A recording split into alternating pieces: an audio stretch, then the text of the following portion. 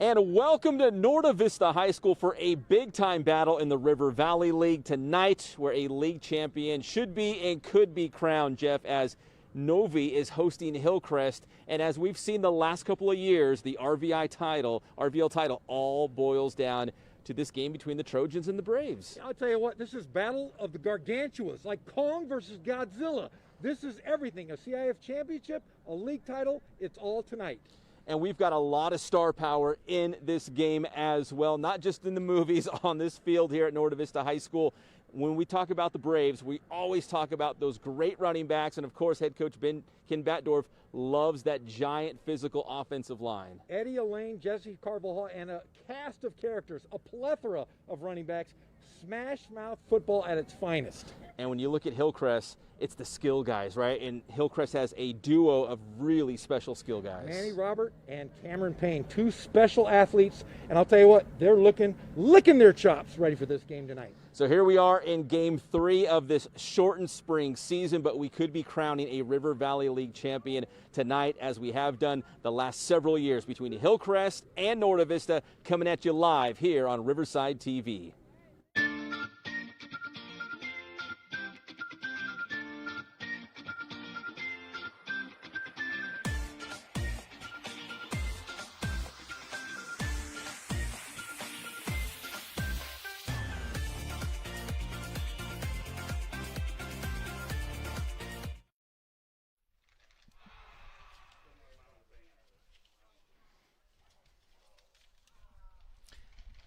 And here we go, everybody, as Norda Vista's hooking up with Hillcrest live on Riverside TV. We appreciate you tuning in as the sun is settling in just behind us. The lights are on, and Jeff, it doesn't get any bigger than this, with a River Valley League title essentially on the line between two of the top teams, maybe the best two in Riverside. Yeah, we've talked about this the last couple of weeks. We've seen Ramona, and we thought they were really good.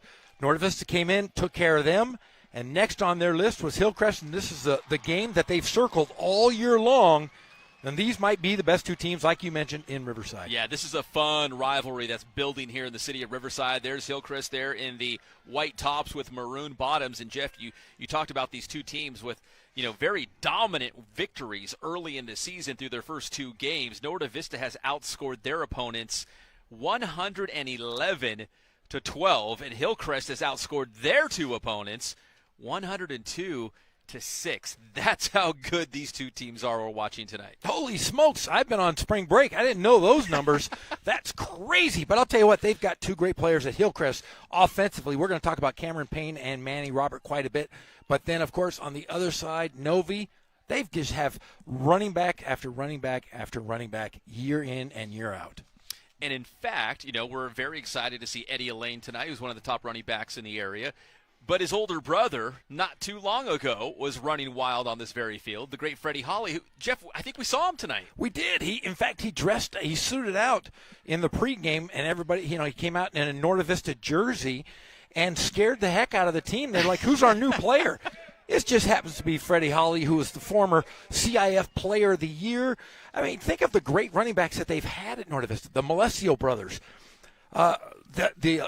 Eddie Elaine, Holly. They've had guys for Martinez. Andrew Martinez. They've had great running backs. And there's a couple tonight that we're going to talk about, especially Jesse Carvajal, another guy that's just the smash mouth, prototypical Ken Batdorf back.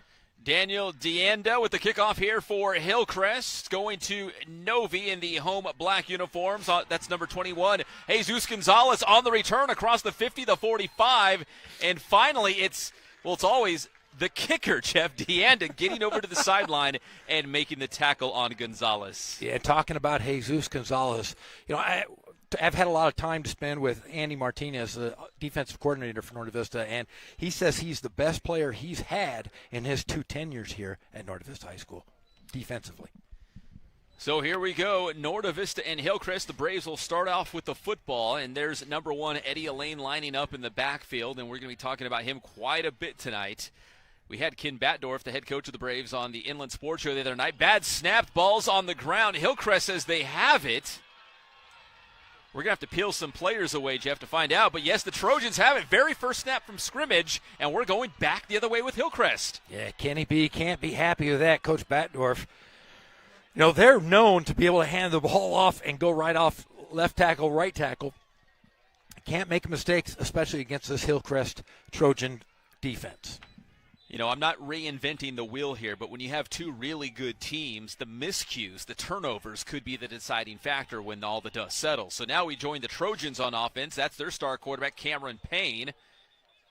And we got a flag, so a rough start. Turnover, flags. Well, Pep, we've had this. This is our third week, and there hasn't been 5 weeks prior to league play. So a lot of these teams, they're still in preseason mode. Even though they're in week 3, there's going to be a lot of mistakes, and we've seen it a lot more in the second half, just due to conditioning and just repetition against playing your own guys. So now it'll be 1st and 15 for Hillcrest, as Cameron Payne, the quarterback, looks to the sidelines towards head coach Travis Carter. Ball spotted on the Trojans' 40-yard line. The handoff going to Manny Robert, and he's brought down. And again, we're talking about this Norte Vista defense who's so great in pursuit. If you can run the football and you can play defense, which Norte Vista always seems to do, Jeff, you're going to have a chance to win. Yeah, and I tell you what, another two-way player there, that was Jesse Carval. We talked about him as a good running back. But a lot of these guys are going to play both ways. We've seen Eddie Elaine. He plays both ways. I mean, they've got some athletes on both sides of the football. Elaine lined up as a safety. Again, Ironman football, playing offense and defense. The pass from Payne to Jordan Miniweather through his hands. And we'll go to 3rd down. Yeah, and this Hillcrest team, this is really their years. Just like Ken Batdorf's team. They've got a lot of seniors on this Hillcrest team. Just a few sophomores peppered in with a junior, but the rest are all seniors on the offensive side of the ball for Hillcrest.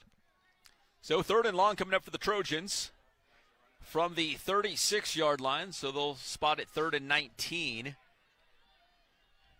to get that first down. Trips right, 3 receivers to the right for Cameron Payne, the quarterback. Payne feeling the pressure, bottled up, trying to get away. There's too many Braves, and Cameron Payne goes down. Leading the Braves on that play was number 99, Victor Ong.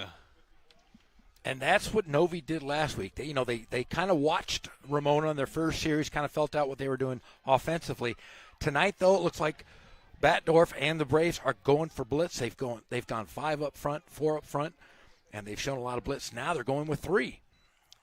DeAnda back to punt for Hillcrest. Eddie Elaine back to receive for Norte Vista. Let's see if they'll actually kick the ball towards him.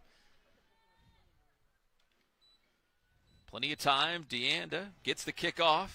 Elaine simply going to watch it bounce, gets out of the way. We'll watch it roll to about the 34, and the Braves will go back on offense. So at least in this scenario, Jeff, the turnover did not hurt the Braves. It did not. And both teams kind of getting going here, getting their sea legs. But, I was going to tell you, Batdorf never, ever returns kicks. This is the last couple of years. He just says, heck with it, lets him kick the ball. In fact, sometimes he doesn't put anybody back there. There's that Novi defense bringing down Cameron Payne, who is such an athletic quarterback. The ball's on the ground again, it looks like, and the white hat wasting no time signals Hillcrest football. Jeff, what is going on? 2 snaps, 2 turnovers by the Braves. As we see here on the replay. I think it was from center to quarterback. Yeah, that's twice it's happened. Same play. So we haven't seen them on offense yet. Not really. No. Trojans go back on offense. Great field position now for. Fantastic field position from the 34. Payne, feeling pressure once again, steps up in the pocket, bounces out to his right, still on the run, and finally brought down. In fact, he might have lost a yard or 2. Isaiah Chamal got the first hit there for the Braves. But Cameron Payne really running everywhere, not been able to get outside because he's got great breakaway speed. But, man, Novi just kind of coming at him. Yeah, it was number 11, Carlos Patino, who got in the backfield really quickly and really forced the issue here on Cameron Payne, who decided to tuck it down and go for a run. 2nd and 11. 2 receivers to his left, 1 to his right. Payne Going downfield, he has his man and connects. That's a first down coming up for Hillcrest as Payne connects the dots to number 21, Xavier Banks, another senior. Xavier Banks, we've talked about that young man for the last few years here on Riverside TV. Just makes a good catch, played it safe. Banks lined up to the right. There's Manny Robert in the backfield with Cameron Payne. This time, ball's on the ground. Manny Robert tracks it down for Hillcrest, but Jeff, that's going to be a big loss. In fact, that ball might have squirted out one more time. Stop using Vaseline on the footballs. For both teams. Man alive. Wow. But you know what? There is a feeling out process, right? These two teams are probably amped. This is such a big game. It's on Riverside TV, so the whole world is seeing it. You're darn right. Manny Robert hustles back and gets on top of the football. It squirts loose, but he recovers there for Hillcrest. But we're looking at second down. They're going to spot it at the 42. They need to get down inside the 10 for a first down. So 2nd and 32 for Hillcrest. Payne over to Robert to the 36. We were talking about these offensive juggernauts before this game. It's been all defense. Defense and turnovers so far. Gremlins. Let's blame it on Gremlins. So still 3rd and very long coming up for Hillcrest. Cameron Payne looks left, looks right. Back in the shotgun. Now he's going to pause one more time as he takes a peek towards the Trojan sideline. This time it's Jordan Miniweather in the backfield with him, right there on his hip. Manny Robert, who's one of those fantastic players for Coach Carter's lineup to the right. Payne going deep over the top of that Novi defense and in for a touchdown. That is number 2 for the Hillcrest Trojans, Shane Scheel, and he's another one of those top receivers, Jeff. And with 3rd and long, Hillcrest caught Novi sleeping a little bit, got over the top of that defense. Yeah, in fact, Gaines looks like he lost sight of his man. And just an easy throw there by Cameron Payne. You know, we talk a lot about Cameron Payne and Manny Robert, but this Hillcrest team has a lot of weapons, including, well, we mentioned Xavier Banks already, Shane Scheel. We've got Jordan Miniweather. They have dudes, Pep, as a lot of our guys used to say. Lots and lots of dudes. And that extra point is good. So Hillcrest going on top. They strike first, 7-zip. Here's another look as Cameron Payne puts this one on the money to Scheel. Spins around and takes it into the end zone.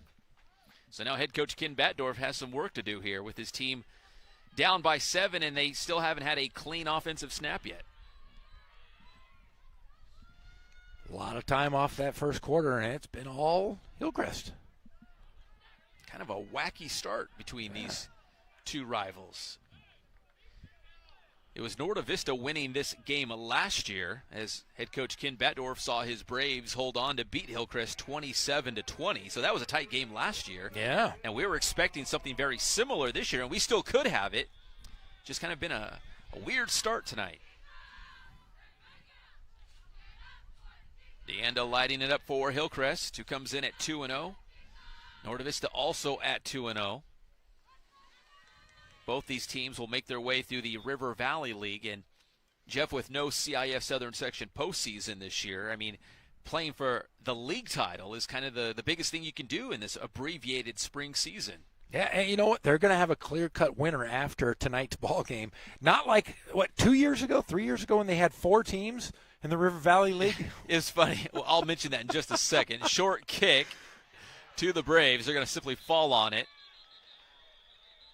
They're going to take over about the 26-yard line. But the year was 2017. It was a 5-way tie for the River Valley League title. I've never seen anything like it. As we take a look one more time at that kick, Braves simply fall on it.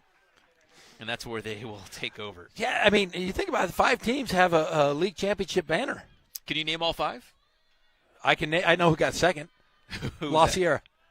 No, they were. They Oh, were. They were one of the. Oh, no, Harupa Valley. It was Harupa Valley. Yes, it was. That's right. That was the joke. The whole thing is, we talked to the head coach at Harupa Valley, he said, hey, we got second place.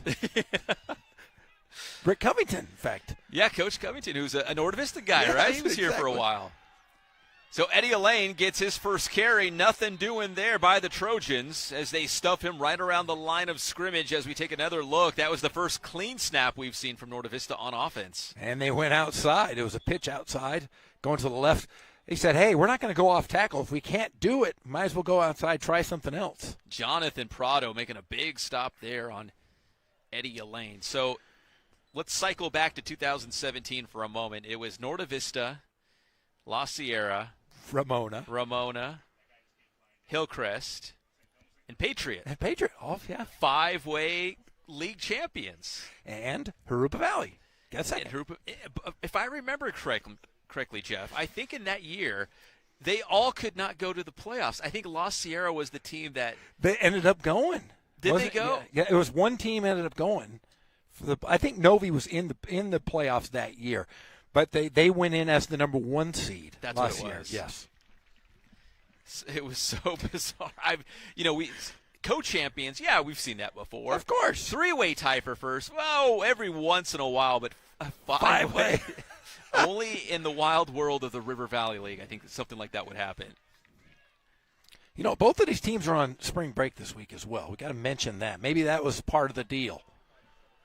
They said they came out a little sloppy because they've been hanging out at the beach. It's been a nice week. It's been warm. It's been nice here. Not for me, though. I'll tell you why. So we'll try it again right up the middle. I believe that was Carvajal. And it was as he takes it up the gut, maybe for a yard. And now it's going to bring up third and, we'll say 10, maybe 9 if you want to be generous. Yeah, Dominic Martinez there, the senior defensive tackle, on the stop for Hillcrest. So here we go, 3rd and 10 for Norte Vista, trying to get something going offensively. The toss to Eddie Elaine, and there's that Hillcrest defense once again as they push Elaine back behind the line of scrimmage. And, Jeff, what a great stop here by the Trojans. Novi's got nothing going right now on offense. Well, they're putting everybody in the box and saying, hey, if you're going to beat us, we're going to take away Eddie Elaine. Let's see someone else do it. And they're stopping everything coming up the middle. They're going to stop that run and basically teasing Norte Vista. We're going to make you throw the football. So here we go, 4th down, 4th and 10. Could they really go for it? They're going for it. Over to Carvajal, up the middle. It's going to be well short as the Trojans come up with a mighty stop. Were they going for it on 4th down, or maybe they got lost track of downs? I'm not sure, Jeff. I don't know. I think it should be 4th. It should be 4th down now. I think our chain gang. Now it's 4th. So our chain gang over there. I think Hillcrest thought they got the stop.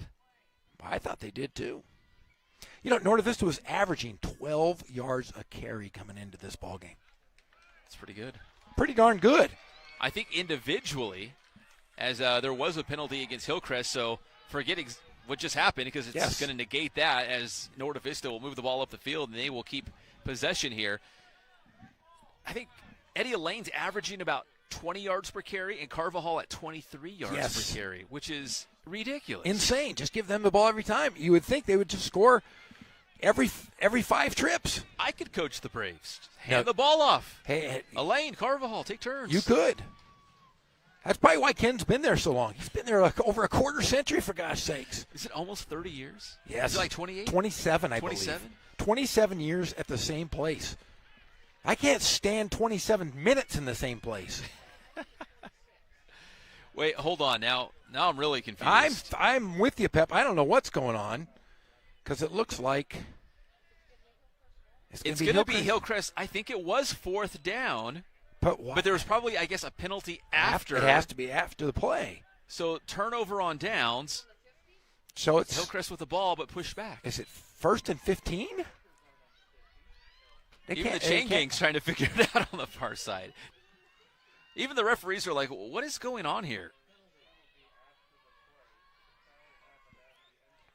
5:59 on the clock here in the first quarter. Hillcrest with a 7-zip lead. It will be 1st and 10 from right around midfield. That's where the Trojans will take over from the 50.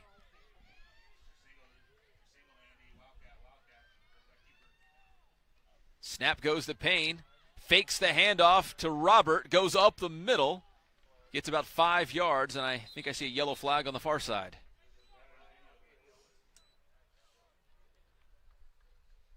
You know, when you have a guy like Cameron Payne, it is almost like a wildcat. He's such a good athlete. Let's see what the call is. Oh, we're going to push the Trojans back one more time. There was the fake handoff to Manny Robert. Cameron Payne going up the middle, but flag on the play is going to push the Trojans back 5 more yards. Brings up 1st and 15 from the 45 for Hillcrest. Payne has time, throws it out to Miniweather, juggles it, hauls it in, still on his feet, across the 45 towards the 50. Finally brought down by number 7 of the Braves, Isaiah Shamal. Isaiah Shamal had a great game against Ramona last week. He was in on a number of tackles. There's Miniweather. Cutting back inside, got spun around, but crosses the 50 into Norte Vista territory. So 2nd and, we'll say about 8. The handoff. No, the fake handoff. Payne up the middle, a 1st down and a whole lot more. Payne finally knocked down by Elaine near the 20-yard line. So Cameron Payne fakes the handoff to Miniweather, who got a lot of attention going the other way. And Payne bursts up the middle, Jeff, for a 1st down. You know, and that's pretty different to see this Norte Vista defense giving up such big holes here right up the middle of the play. So 1st and 10 coming up for the Trojans. Big run there by Payne as the offense is on the move. Under 5 minutes to go here in the first. 2 receivers to the right, 1 to the left. Shields to the left. That's where Payne's looking. Feeling the pressure, and he's brought down by several Braves, including Ong, big number 99. What do you call a lot of Braves? You know, you have like a gaggle of geese. Oh, boy. A pride of lions. Yeah. Just a bunch of Braves? A bunch. It's a bunch. It's a bunch of guys. Of Braves. But, hey, defensively, they look good when they have rushed and really put a lot of pressure on Cameron Payne. Cameron Payne's so tough because obviously we've seen him run. He's a fantastic runner, but he can throw the football as well. So there he goes. Speaking of throwing the football, trying to hook up with Scheel, just over the outstretched arms of Scheel, and we'll try it all over again. 3rd and 15 coming up for the Trojans. Well, they're really trying to go up that one-on-one coverage up the left side of the field here.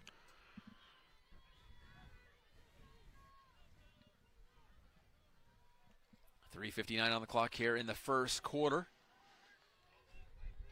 Still waiting for Norte Vista to kind of put things together here on offense, but for Hillcrest, through the 8 minutes or so we've seen them so far, the offense looking very strong on the ground and through the air for the Trojans. Payne with it. Steps up in the pocket. He's going to tuck it down. There we go. Somebody grabbed his shirt. Brought down around the 26. That's what makes him so good. Even when a play looks like it might be broken or nobody open, he'll just tuck it down and go for it. It's hard to see who had that hand on him. Looks like Keenan Stoddard, I believe. He had a 2-finger hold on him. So 4th and 12, Jeff, for Hillcrest. They're going to go for it. Ball's on the 26. Payne looks downfield. Across the middle. It's caught, but we have several flags. It could be a helmet-to-helmet hit as we take another look here. I'm just surprised he held onto the football. Yeah. Give that guy a medal for that. Payne on 4th down, going up the field. And that's probably what several different flags came out for. Yeah, they're going to say it's a helmet-to-helmet. Still trying to get a number on that Hillcrest player. It wasn't Banks. It wasn't Scheel.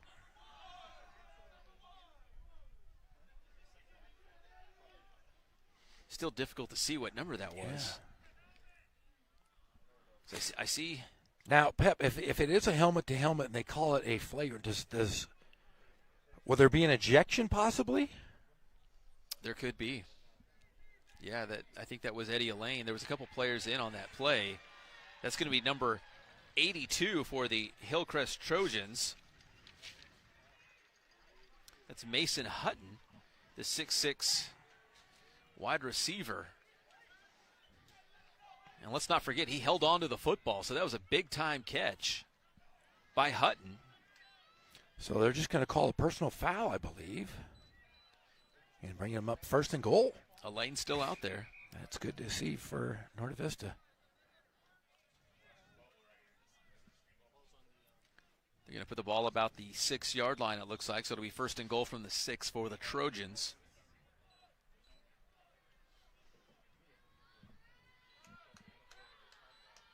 Cameron Payne's got 2 receivers to his left, 2 to his right. The handoff to Manny Robert, bouncing to his right. Manny Robert still on his feet and in for the touchdown. And Hillcrest extending that lead here on the Braves, 13-0. Boy, they've played mistake-free football for the most part, and they've taken it right at Norte Vista. They've gone inside, they've thrown over the top, they've tested that secondary, they've gone at the line, they've gone outside on that last play. So they've really kind of taken away all parts of the field versus this Novi defense. Looks like the Trojans are running the offense back out there for a 2-point conversion. And now it looks like head coach Travis Carter is going to call a timeout. So 13-0 Hillcrest, and we still have 3:11 to go here in the opening frame. Now, Pep, have you heard about the Insect Fair? I think I saw the promo for it at the beginning of the broadcast. Golly. Hey, Riverside virtual Riverside Insect Fair is on April 12th through the 16th. And I'll tell you what, I love bugs. My children love bugs. I know your daughters, they love bugs. But, man, they have Chef Robert. He's going to show you how to eat Kung Pao crickets, mealworm stew or whatever he's going to make. Like Survivor or something. It's fantastic. And I'll tell you what, if you want to take part, you can learn all about entomology with UCR. And for more information, visit the riversideinsectfair.com. I love bugs. I know you do. I love this crickets. Is right up your alley. Man, ants are my thing, my man. Ants. Football and ants. I've heard you say that before. Your two favorite things. I could dip anything in butter, though, and it would be delicious. All right, 2-point conversion. Payne going towards the end zone. There's Banks, hauls it in, make it 15-0 Hillcrest. And now, listen, Jeff, we know Norte Vista can score a lot of points, but it's always hard to dig out of a hole early.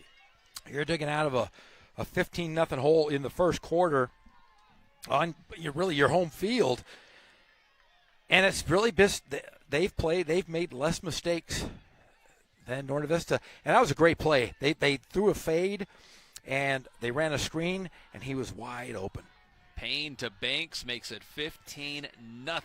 Hillcrest on top. Norte Vista still trying to get an offensive first down here. DeAnda back to kick once more for Hillcrest. Fans on their feet here at Hillcrest. Limited capacity, but it's good to see. We have cheerleaders again. Yeah, cheerleaders, a couple fans. It almost resembles a real football game, Jeff. Yes, it does. Looks like Carvajal, right around that 35-yard line where that pile finally ends. And Norte Vista will take over. Excuse me, that was number 21, Gonzalez, Jesus Gonzalez on the return.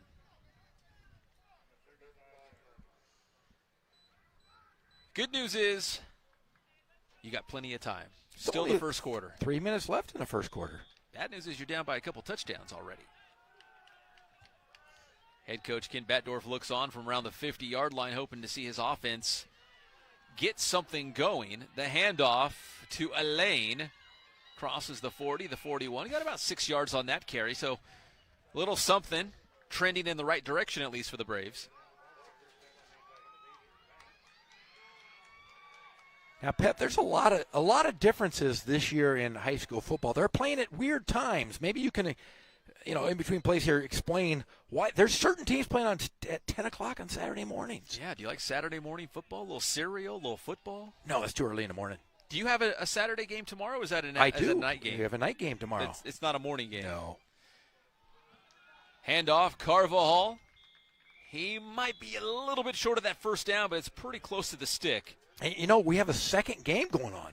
Right now? Right now, there's I'm a going to go second game watch. on Riverside TV. Is we it on have YouTube? Yes, it's on YouTube. We have, I believe it is King High School versus Corona at King. So King looking to go for a victory in the Big Eight. Oh, I'm watching it right now. It's 6-0 Corona live on Riverside TV. Our friend over Nick Rice and J.R. Ibarra are calling the game. Oh, I'm going to watch it. Me too. Third down, Eddie Elaine gets just enough for a first down, so Norte Vista getting their first down of the evening, and they're getting closer to midfield. Something positive here for the Braves. Now, was it the referee shortage? Is that why they kind of... So it's obviously an unprecedented time, right, with all these different sports and games going on. Yeah, there's a lack of officials. So depending on what league you play in, for example, it was like a lottery. It was exactly like a lottery. That's exactly how it happened. And the River Valley League was through a lottery selection picked to play on Friday night. So we have Thursday night football, Friday night football, Saturday morning football, Saturday night football. As Elaine gets the carry to the left, around the left end, but finally ridden to the ground at about the 49-yard line.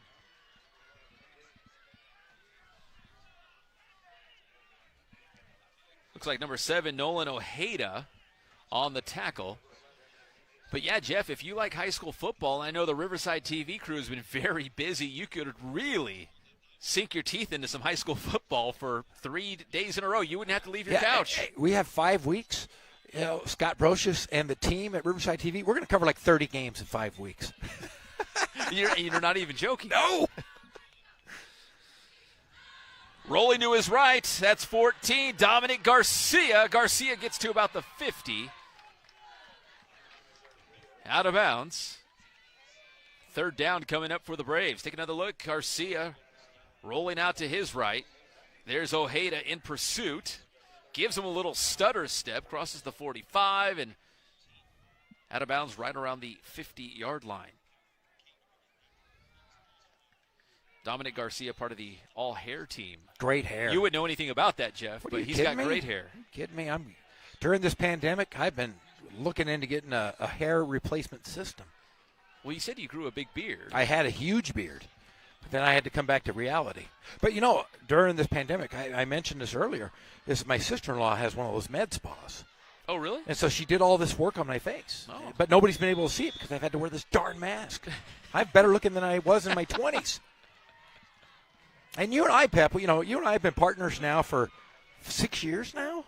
It's been a long time. Too long, for gosh sakes. And I haven't seen you in a year. Well, we talk all the time. No. I FaceTime you, But, man, I was so happy I gave you a big kiss when I saw you. I promised I would. It's been forever. Oh. Good thing you're double vaccinated. I am doubly vaccinated. Garcia, the handoff on the ground once again. And, Jeff, the third fumble by Norte Vista. This time it looks like the Braves lucked out and did recover. But now we've got fourth down. Just having all kinds of problems handing the ball off. Take another look. Garcia looks like he was trying to give it to Elaine. It's just a timing issue there. So this time the Braves at least lining up to punt.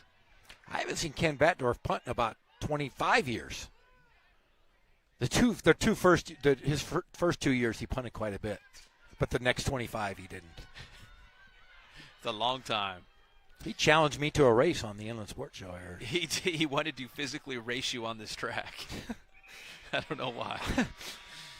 That's going to be the end of the first quarter as Norte Vista is lining up to punt, and they find themselves down by 15. Yeah, why would Ken Batdorf want to race me in a race? Hey, small business COVID grant relief grant program. I'll tell you what, that's a pretty great thing, isn't it? I would know because I'm a participant. That's great. The state of California is offering financial support to California businesses through its recently created small business relief grant program, which is available to small business or small nonprofit or operating in California. They provide cash payments in the amounts of $5,000 to $25,000 based on Eligibility, business gross revenue. Applicants who applied but did not receive funds in the rounds 1 and 2 did not need to apply again. They will automatically be entered in rounds 3 and 4.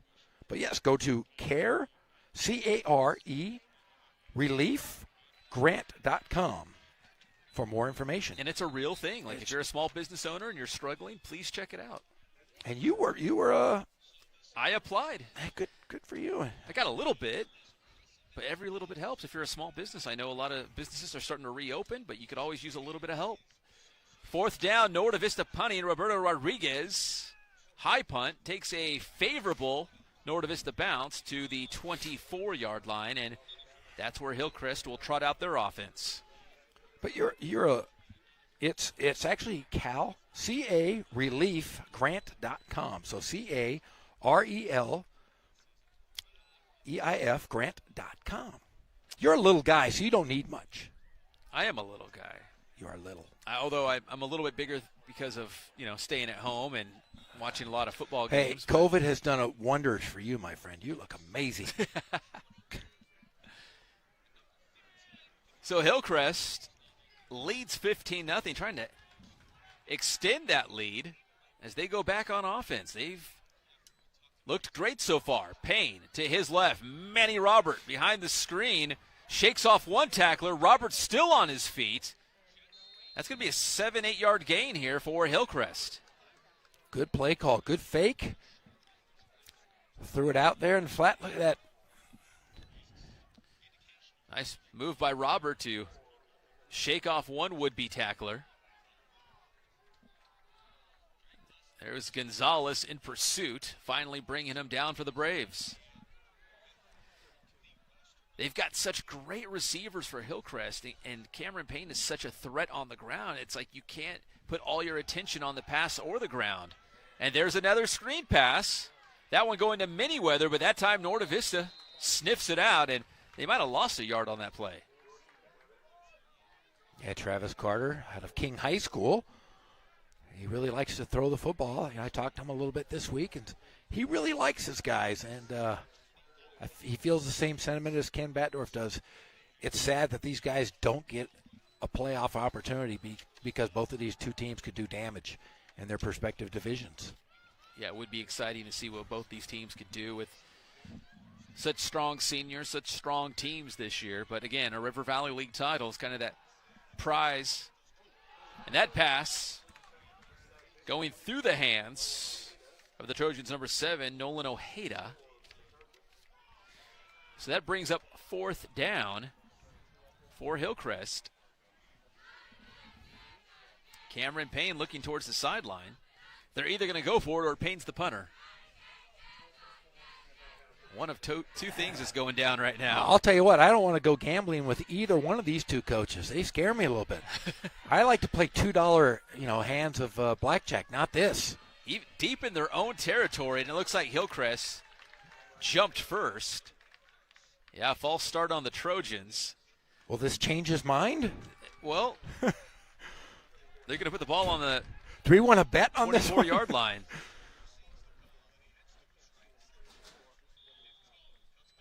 So now it's 4th and 9 from the 24-yard line, and they're lined up like they're going for it. And there's Cameron Payne. I suspected he might punt. Oh, ball takes a good Trojans bounce to the 30-yard line. Down by number 21, Xavier Banks. And here comes Norte Vista's offense again. So, Jeff, on that last series for the Braves, we saw them move the ball a little bit on offense, but really, when we think about Norte Vista, we're thinking about big-time offensive plays, big runs coming from the ground game, and we have not seen that yet. We have not seen it. I mean, they have a fantastic offensive line, and Batdorf really has perfected. I like to mess with Ken quite a bit, but he is one of the best offensive minds I've ever seen in this area. I've seen some great ones here at Norte Vista. There's before him, Jack Fogarty. Great coaches, but, man, he's been fantastic. Garcia holds on to it, lunges forward, back to the line of scrimmage. Brings up 2nd down. I remember coming to Novi games when I was, 4, 5, 6 years old, And Dub Dozier was the head football coach, and they had a guy named Tom St. Jacques who was the best quarterback in California. And you look at this Norte Vista team, they run. They used to throw, and he was an amazing player, played San Jose State when I was a kid, just a great player. And no receiver set, and there's another miscue on offense. Ball hits the grass. And Norte Vista recovers, brings up 3rd and long now. Jeff, they just simply look out of sorts. It's from center to quarterback to running back. They just don't seem to have any kind of timing whatsoever. We've seen guys we've seen Elaine get in motion and be ahead of the play. You know, it might be a little bit of the jitters. It is still early, but yeah, they just don't look right. So here we go, 3rd and long for Norte Vista. They're going to throw this time. Garcia goes deep, and it's intercepted. Hillcrest comes up with a big interception here, and it's Shane Scheel. And here we go back the other way with the Trojans on another turnover by the Braves. And I get it. They forced their hand. They had to go for it. It was 3rd and long, and they decided to air it out. But now Hillcrest is going to have great field position in Braves territory. Well, you really haven't had to throw when you average so many yards per carry, and they had to go to their bag of tricks here in the first half.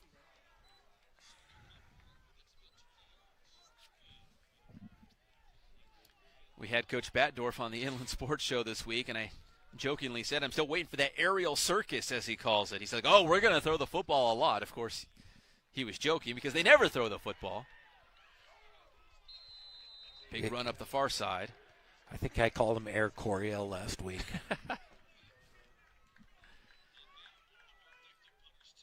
Handoff here to number 21, Xavier Banks.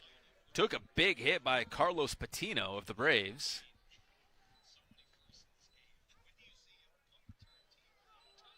Second down.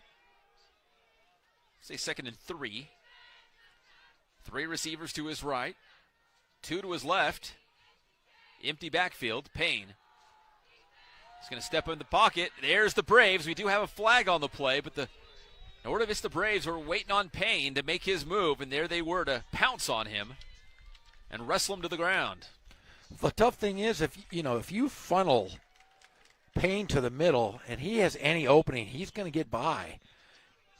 But that's kind of what you have to do, because if you give him an opportunity and stand in the pocket, you look at these great quarterbacks in college football, and they have, you talk about the Alabamas, the Clemsons of the world. Those guys have all the time in the world to throw the football, so they look phenomenal. But I'll tell you, Cameron Payne is one of those guys that if you give him the opportunity and the space, he will hurt you.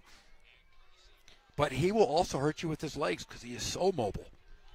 He's a very versatile quarterback, but that flag going against Hillcrest, so Payne's going to have to make another remarkable play, as it will be a 2nd and 15 coming up for Hillcrest, as it puts them back near midfield. 3 receivers to his right, 1 to his left. It's Manny Robert on his left hip. 8-10 and counting here in the second quarter. Payne took a look at Robert. Now goes upfield, nearly picked off by C.J. Richardson of the Braves. And a quick pattern there, but that secondary was right there. There was Payne. He looked out to Manny Robert for a moment in the flat, and then goes upfield. And number 2 for the Braves, C.J. Richardson, waiting for it, nearly had it. Breaks it up, 3rd down.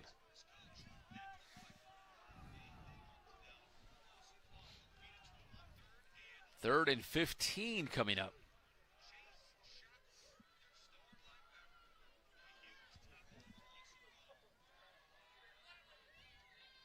I was like, who's talking? But it was the King versus Corona game on Riverside TV on my phone. I'm like, what is going on? That pass is caught, but it's going to be well short of a first down. That was number 12, Jaden Bishop. But now it's going to be 4th down, and Jeff, if they go for it on 4th down on their own, 25-yard line, of course they're going to go for it around the 50, of course, the 45. All right, Cameron Payne, 4th and 11. He's got 3 to his left, 2 to his right, empty backfield. It's all throw unless Payne decides to call his own number and go for it. He looks over at Coach Carter. Payne. This time he's going to punt. Manny Roberts going to watch it bounce around. And Norte Vista comes back out to the 20-yard line. And, Jeff, even though it's 15-0 Hillcrest and we're still in the first half, I mean, we're barely into the second quarter, it feels like. We're starting to settle in just a little bit. A little bit, I'd say. Definitely not a lot, considering we've seen the offensive juggernaut Norte Vista the first 2 weeks of the season. They have not been the same tonight. Eddie Elaine, one of the top running backs in the entire state of California. In fact, he ranks second. Eddie Elaine, speaking of, gets a couple.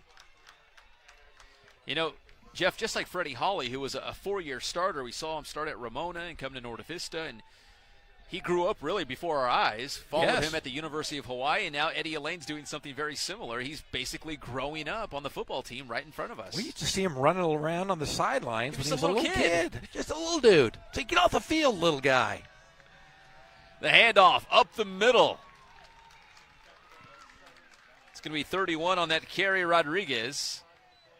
And they're going to call a flag on the sideline. Looks like they're calling it on the – something's going on the sideline. There was a replay there of Rodriguez, the big man, rumbling right up the gut of that defense. But there was, some activity along the Norte Vista sideline.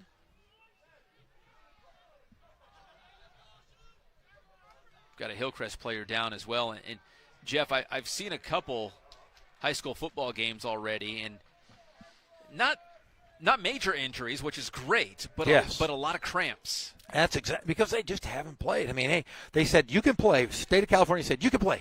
13 days later, they're basically playing football games. But a lot of these, depending on where you weren't allowed to do anything. I think they waved off the flag too. I think they did. The white hat picked it up and waved it off. So we'll do it all over again now. 3rd and 1 from the 29-yard line. He was either waving a flag or surrendering. One of the two, right? One of those two. I wouldn't guess he was waving it off because that referee looks like a tough guy.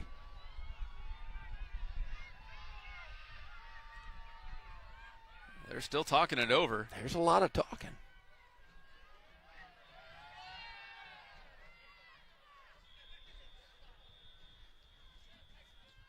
Excuse me. 3rd and 1 coming up for Norte Vista. Eddie Elaine all alone in the backfield. Oh, did he give him a first down? They gave him a first down. All right. Oh, first down as the chain gang runs up the sideline. Didn't see that coming. Eddie Elaine takes the toss. Elaine gets to about the 35, finally ridden backwards, but they'll spot the ball around the 35, maybe even the 36 because of forward progress. You know, Jeff, I was telling you, Eddie's older brother, Freddie Hawley, I have a shirt that says the Hawley Train. That's right. And we saw his family, his folks down there, and I was like, hey, Eddie Elaine rhymes better with train. It should be the Elaine Train. And then his dad had a shirt. Sure enough, the Elaine Train shirt is a real thing out there. Big carry, Carvajal still on his feet. Breaks over one tackler, down to the 45. So that thunder and lightning with Elaine and Carvajal.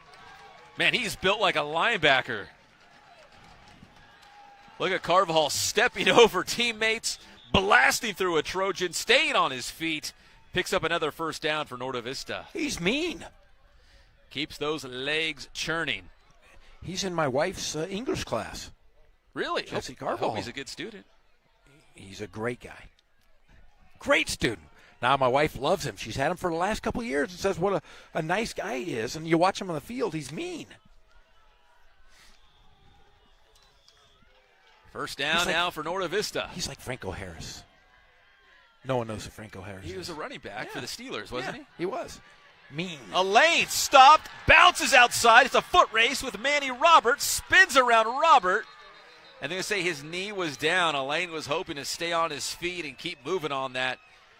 They're going to say his knee was down as Manny Robert got into a sprint with Elaine towards the sideline. Try to give him the old stiff arm, Jeff.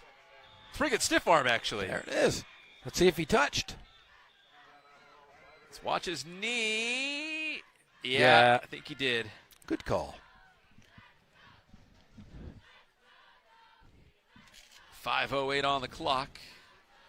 Have you heard about the Little Free Pantry, Pep? I have. You have. Here I in have. Riverside, neighbors don't let neighbors go hungry. The Riverside Community and Economic Development Department, in partnership with the Riverside Mutual Aid Network and the Inland Empire Health Plan, launched the Little Free Pantry program to address the food insecurity. The Little Free Pantry program will establish 26 community pantries across Riverside neighborhoods to alleviate some of the hunger that Riverside families face. This is an incredible opportunity to establish neighborhood support networks, build stronger communities, and help our neighbors facing food insecurity during these uncertain times. Please email neighbor@riversideca.gov for an application. Great things can happen when neighbors help neighbors. For more information on how you can help your neighbor, email neighbor@riversideca.gov. That's very good. The pandemic's been hard on a lot of people, and I know we're starting to come out of it, which is the good news, but there's still a lot of people in need out there, so that's a great resource to have. So 2nd and 11, Elaine gets it, a couple yards. In fact, before the game, I took you over and showed you the pantry that I was running with Mandy Bush here on campus at Yes. Norte Vista High School. And I commend you for that, Jeff. Hey, we were handing out food to students that might be homeless or misplaced. And Mandy Bush, a teacher here at Norte Vista High School, and myself during the pandemic have tried our best to help out the community, handing out socks, toothbrushes, deodorant, anything families need. Good job, Jeff. It's the only thing I've done nice. 3rd and 8. You are a big teddy bear. Here comes another flag. So it's 15-0 here at Norte Vista High School as Hillcrest has the lead. Also on Riverside TV. Who's winning over on at that other King game? High School. We got another shutout. It's 6-0 Corona right now. So Wow. a couple low-scoring defensive battles on our hands on Riverside TV tonight. In fact, we saw King nearly beat Roosevelt High School last week. And Roosevelt traditionally very good, so that's A great something. Rich Martinez doing a great job at King. They're running a little wishbone stuff. They're running a lot of weird, different offensive schemes. Rich Martinez, who was a longtime coach from Riverside, coached at Ramona High School. In fact, my brother and father were both his assistant coaches at Ramona High School on the football side. Really? Yeah, that's why they probably weren't very good, because my dad and brother are basketball coaches. But I want to commend Rich Martinez for giving those guys jobs. This Riverside community is very tight-knit, One coach knows another who knows another. Everybody knows everybody.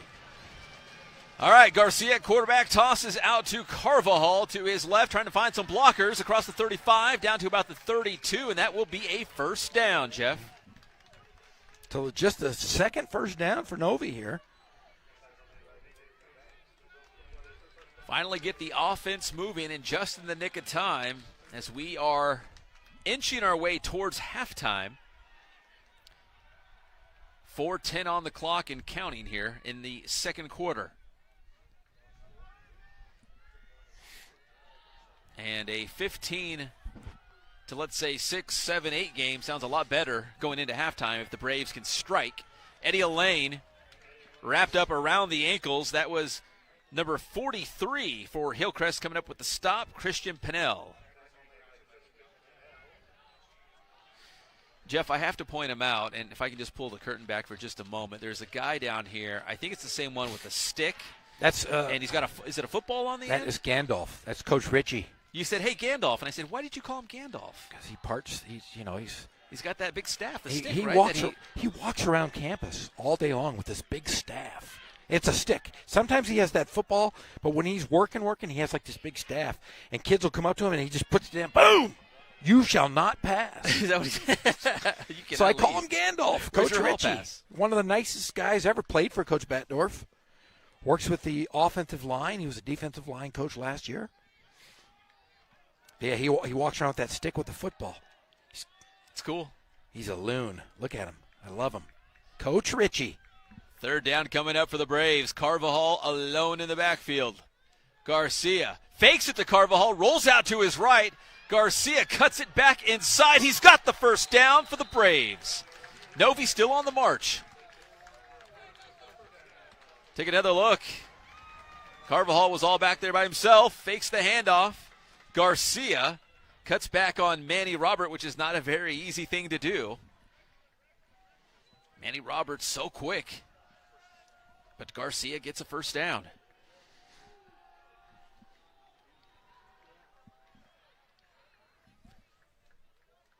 .224 and the clock continues to move here in the second quarter. From the 21-yard line, Alain right up the middle. Gets a couple more yards for Norte Vista. Maybe by design, Jeff, they're going to make sure this clock gets pretty close to zero before they punch one in. Do not give Hillcrest another opportunity. And we know Coach Batdorf can control the football. Heck, we've seen him hold it for a quarter at a time over his last 27 years. Eddie Alain's going to get a quick breather as he comes to the sideline, replaced by number 21, Jesus Gonzalez, who lines up in the backfield. They give it to Gonzalez, and he's met in the backfield. Nothing doing there. Good job by Hillcrest. You watch that toss. That was a gentle toss. That could have almost been picked off in the backfield. Let's take another look. Garcia to Gonzalez. Finally brought down is, looks like they're looking at the pads of Eddie Alain. Now, Pep, how many times have you been tested during the COVID, would you say? I was tested twice. Twice? That's it? That was it. Because then I got it. Yeah, oh, that's right. You did get the COVID. I did. Oh, man. See, I'm going to tell you this. I have been tested close to 100 times. That many? Yeah, because I was traveling with UC Riverside, so I had to go spit in this little that's tube. true. You had to do it multiple times a week. That's right. Yeah, so as students, teachers, coaches, and faculty members head back to practice on campus, let's make sure everyone stays safe from COVID. Fortunately, Riverside has numerous locations within the city to provide no-cost, simple oral swab testing. You'll receive results within 24 to 48 hours directly to your phone. Make sure you and your loved ones are healthy and stay safe so we can all keep moving in the right direction. For more information, visit riversideca.gov/testing. Yeah, I've tested more than you can imagine. I believe it. I believe it. And testing's so critical, and as we begin to reopen all facets of our community, right? Schools and businesses and whatnot. So continue to get tested. Run up the middle. It was Gonzalez once again. And, Jeff, we're approaching 60 seconds here. They're going to have to figure it out quick. They've got to get some points on the board here if you're Novi. There was Gonzalez getting the call, a couple of yards. But now we're under a minute to go, and Norte Vista's on the about 11-yard line. It's 4th and 1, so first, just get a first down, right? Keep the drive alive to Carvajal. He's got the first down, but again, we're keeping an eye on that clock. It's at 42 seconds. It's going to be 1st and goal now coming up for Norte Vista. Clock running.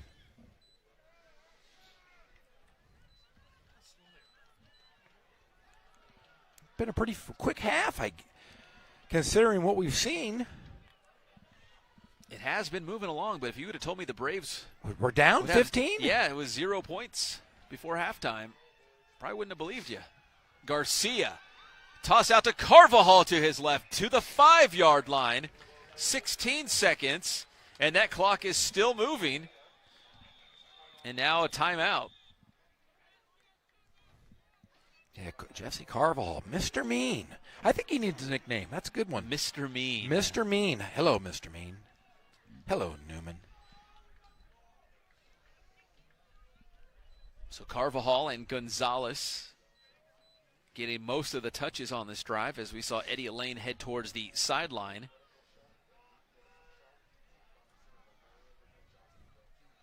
But again, 15-0 sounds a lot more daunting than a let's say 15-7 game That's at the break. true. That's 15-7 sounds like a ball game. Yes, it does.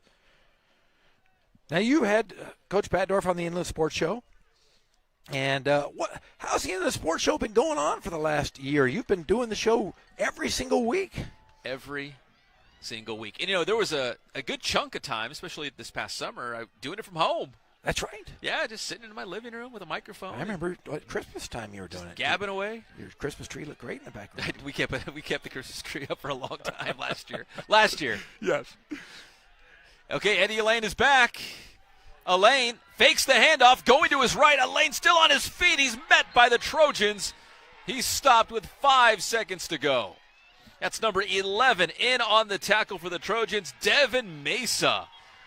And Jeff, the clock trickles down to 0, and Norte Vista will head into the break with no points. And I'll tell you what, this is tough because we're talking about a Norte Vista team that, let's read the numbers again. How many points did they put up in the first 2 games? 111 points through their first 2 games. Well, they put up a big donut, and that's something I don't think I have seen from a Ken Batdorf team. So, but we know he's one of those guys that can adjust on the fly. He's going to get his guys and his staff in the locker room, and they're going to figure this out. But, man, you got to tip your hats to Hillcrest. Hillcrest comes in, the visiting team on their home field with Norte Vista, and really took it to Novi. Based on those turnovers early on, they capitalized. Yeah, credit to the Trojans. We knew coming in they had a great offense, great offensive players, Cameron Payne, Manny Robert, I could go on and on. But really here at halftime, it was the defense shutting down Norte Vista. That's been the difference. Yeah, and they went outside. They tried to go inside. There was nothing. They fumbled the ball. Novi tried to throw the football, and they just didn't have Hillcrest had an answer for everything that they threw at them. All right, we'll take a break here at halftime. I'm going to hop on over and watch Corona versus King on Riverside TV, also streaming live on YouTube right now. But right now here at the break at Novi, Braves are trailing Hillcrest by a score of 15-0. We'll be back.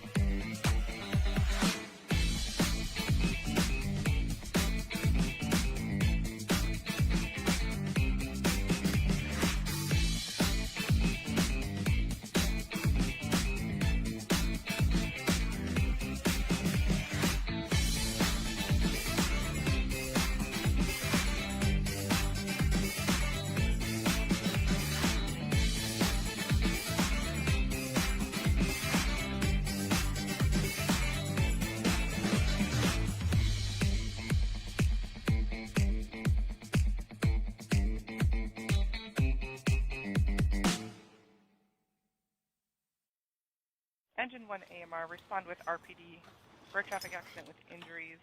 In 1234 Main Cross of Columbia, 2 vehicles involved.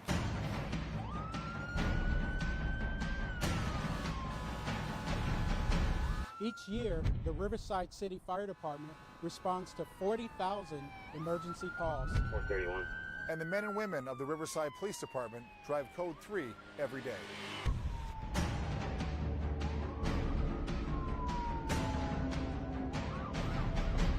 We need your help so you know what to do when you see emergency vehicles. Pull to the right. Pull to the right.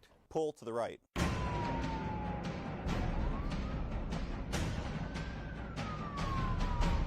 So help us help you. We need you to pull to the right. Mask up, Riverside. We mask up to keep our community safe. Let's do our part to keep everyone safe. I wear my mask to prevent the spread of COVID-19. I mask up. I mask up. I mask up to keep not just myself safe, but the elderly and family members affected. I mask up so I can be there for my patients. We mask up so we can hug our grandbabies again. I mask up because when you need help, I need to be able to respond. I wear my mask to prevent the spread of COVID-19. Because my immune system is compromised. Because it's easy. Mask up, Riverside, so we can get back to normal. Mask up, Riverside, so we can get married. I mask up to keep myself safe and to keep everyone else safe. I mask up for me, for you, and To keep my family safe. I wear my mask to stop the spread of COVID-19.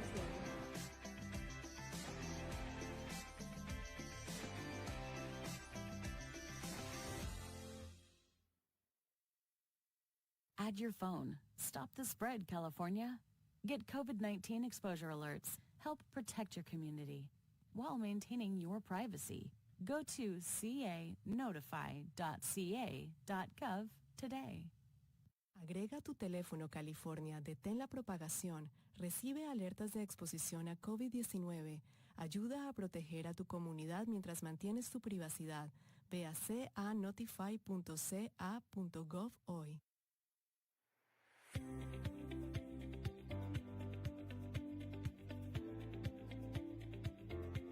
Today is our very first building of a Little Free Pantry. We are building a Little Free Pantry in our community. It will be one of the 26 throughout Riverside that will help fill the gaps of food scarcity here in Riverside. Data is telling us now that 1 in 6 families are hungry.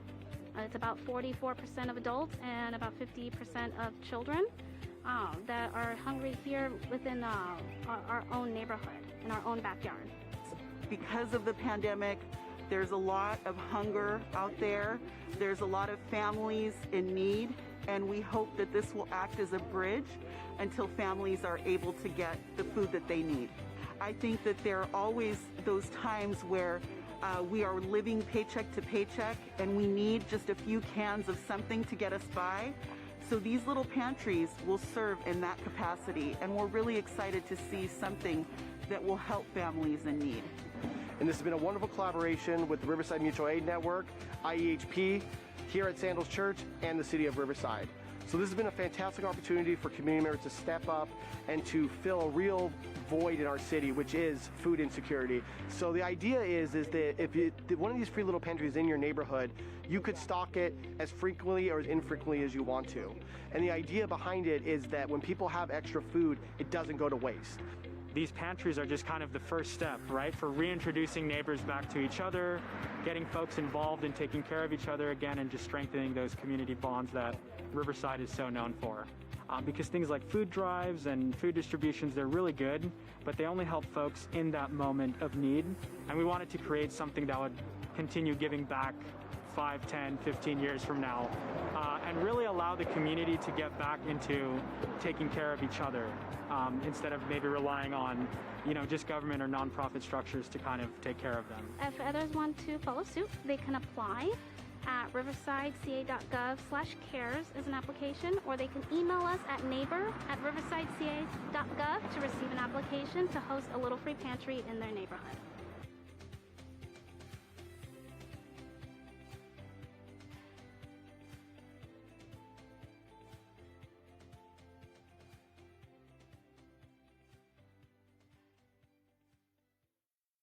Add your phone. Stop the spread, California. Get COVID-19 exposure alerts. Help protect your community while maintaining your privacy. Go to canotify.ca.gov today.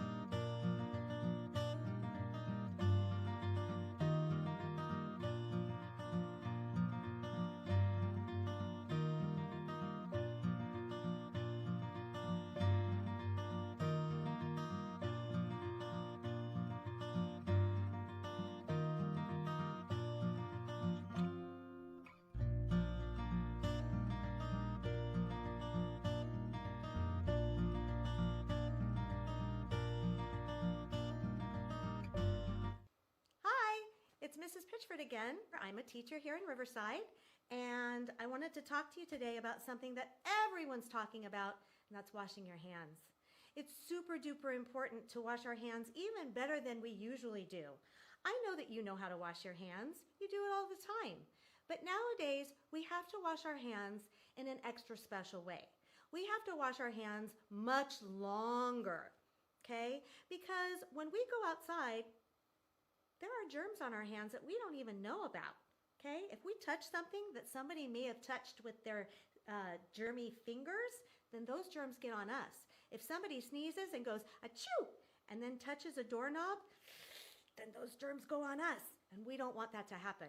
So when we are told by mommies and daddies or grandmas and grandpas or any of your grown-ups at home to wash our hands, we have to do it really well. Let me show you something about germs, okay? I brought something, and we're going to do some pretend for a minute. All right, so I brought this glass bowl from my house, and I brought some black pepper, and we're going to pretend that these black pepper flakes, these specks, we're going to pretend that they're germs, okay? So let's pretend that I sneezed, all right? So I'm going to stick my finger into those pretend germs, and I'm going to show you what happens. So here I go. I'm going to stick my finger in there. Ew, ew, can you see? Oh my goodness. These pretend germs are sticking to me. And you know what? Real germs do that too. It's just that we can't see them. So let's talk about why hand washing is important. And I'm going to show you something really cool. I brought some soap from my kitchen too, and I have some in a little dish here. And so let's pretend that I'm washing my hands. So on this finger, I'm going to dip it in some soap, and let's see what happens to those nasty pretend germs with the soap on this finger. Are you ready? All right, here we go. What's going to happen? Did you see that? Those germs went, no! No! Soap! Soap is our enemy. Soap is the enemy of germs. And that's why grown-ups are telling you to wash your hands all the time. So make sure when you turn on the faucet and the water's running, you get lots of soap on your hands, but not too much, okay, just enough. And you rub this part of your hands. Don't forget your thumbs. Rub your thumbs. Even wash the top part of your hands and wash between your fingers. And sometimes, if you're not sure if you're washing your hands long enough, you can sing the ABC song. And I know you know the ABC song. And when the song is over, then you can rinse the soap off and dry your hands and go play again. So remember and show your mommies and daddies what you've learned about germs, okay? All right, see you next time. Bye. Completed in September 2015, the Tequesquite Landfill Solar PV project is a 7.5 megawatt solar facility that is operated by SunPower and is set atop the decommissioned Tequesquite Landfill in Riverside, California. The project put Riverside 5 years ahead of its goal of having 20 megawatts of solar energy by 2020. The clean, renewable solar power generated is purchased by Riverside Public Utilities and directly feeds into Riverside's distribution system, providing enough electricity to power over 1,600 homes. For more information on other Riverside Public Utilities green energy efforts, visit greenriverside.com.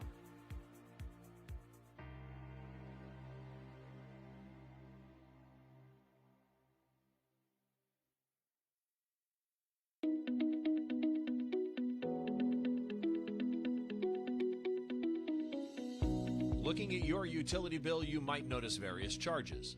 Each one represents an important investment in the infrastructure, resources, and people that provide Riverside's high-quality services. Let's take a look at this sample utility bill and go over exactly what all the different charges are for. The first section is your water charges. Each month, RPU reads your water meter and determines how much you've consumed since the last time your meter was read. Your reading period can be found here across from your total water charges.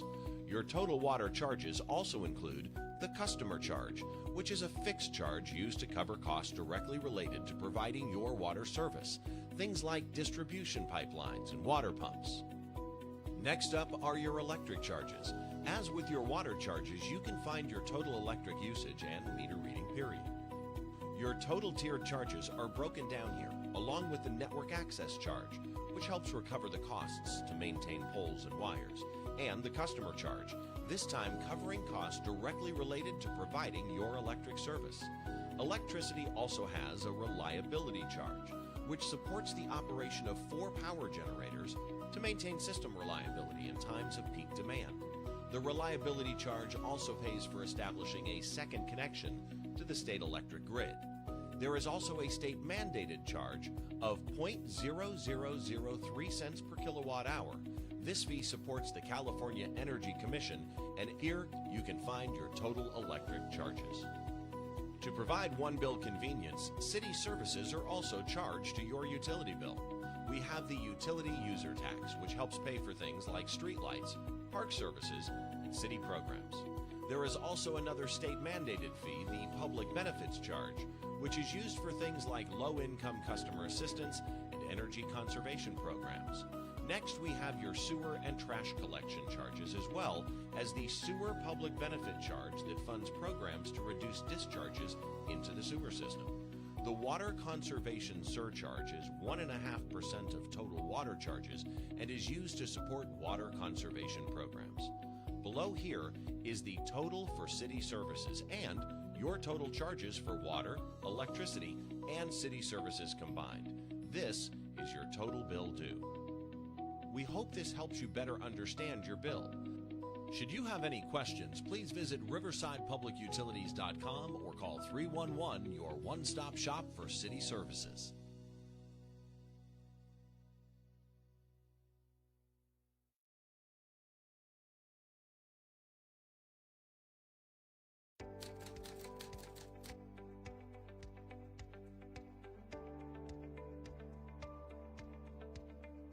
My name is Melissa Olmos, and I'm a driver operator in the Department of Refuse for the City of Riverside, and I've been doing this for 4 months already.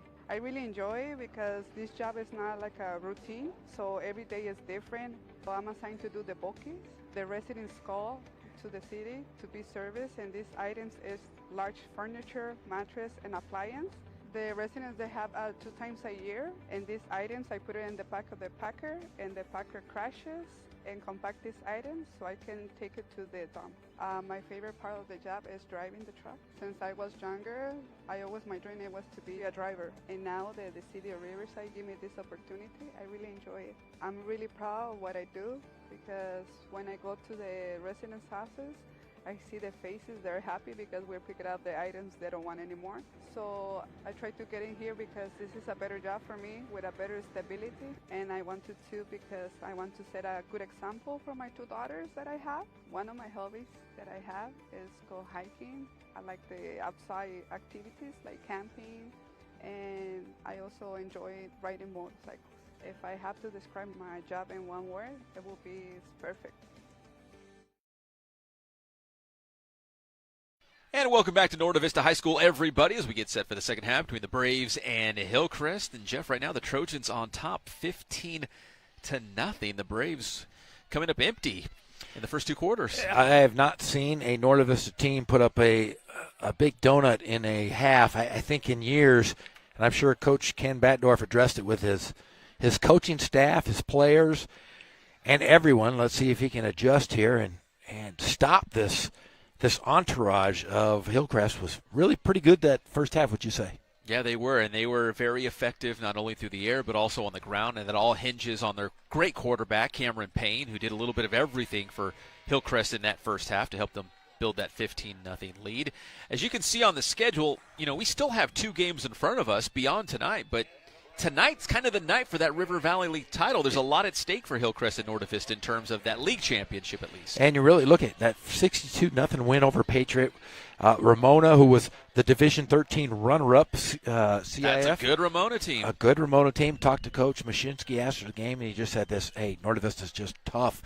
But I'll tell you, they tonight is really where it's going to come down to the league championship. And no offense to La Sierra and Arlington, both teams are on the rise. But these are really the 2 premier teams in the city of Riverside. And it has been for the last 5 years. It's either been Norte Vista or Hillcrest winning that league championship outside of that wacky five-way tie That's right. in 2017. And here's the Hillcrest schedule. Again, Norda Vista tonight. That Ramona game next week could be interesting, and then they finish up with Patriot. But you can see, just like Norda Vista, those first 2 games of the year have been huge blowout wins, not only for Hillcrest but also for Novi. So, a 0 on the board. You got to tip your hat to Coach Carter over at Hillcrest, doing a great job here. Let's see how they adjust here in the second half. So here's the kickoff. Novi kicking off to Hillcrest. Xavier Banks is going to scoop it up around the 15. Banks to his left, finally brought down around the 24-yard line. And the Trojans come out first on offense as we open up the second half. Now, how weird is it calling a football game in the end of winter, beginning of spring? It's a little bizarre. A little strange. Technically, it is spring, isn't it? Is it? Well, March. I guess it would be, right? Yeah. Yeah, it is. It is weird, but I think I can echo what a lot of coaches and players said. Hey, we'll take any football however we can get it, whenever we can get it, and here we are in the month of April playing some high school football. No playoffs, no full schedule, but at least some league games. Exactly. So Hillcrest goes back to work on offense here. Carry from out of the backfield. That's Manny Robert going to the right side. Got a yard on that play. Second down coming up for the Trojans. Manny Robert reminds me of Eric Bieniemy when he played. Eric Bieniemy could stop sure. on a dime. A great back, and I'll tell you what, he's fun to watch. But it's not just Robert and Payne. It's Manyweather, Banks, Shield. Those guys. Shield's made some plays. Yeah, Hutton. They have some playmakers. They've got great athletes. Look at their basketball team. Phenomenal athletes. Jackson Wood does a great job with their the boys basketball team. CIF champs, I believe, a couple years ago. Second down, Payne lets it fly. There's Shield. What a great catch coming back over that opposite shoulder towards the sideline. Great throw and great catch, Jeff. Great catch. Turning his body there, bounce off of the opposite leg. What a tough catch there. Talking about their basketball team, they have a 7-foot sophomore, don't they? Yeah, Dennis Evans. He's giant. It's going to be a He's good like one. Kareem. He's like Lou Alcindor. They had Victor Ohia Obioha. And he's fantastic. I remember how he said it correctly. You've always been able to say those names. I can just say. He's now at Pepperdine, though. He was a great player for Coach Wood.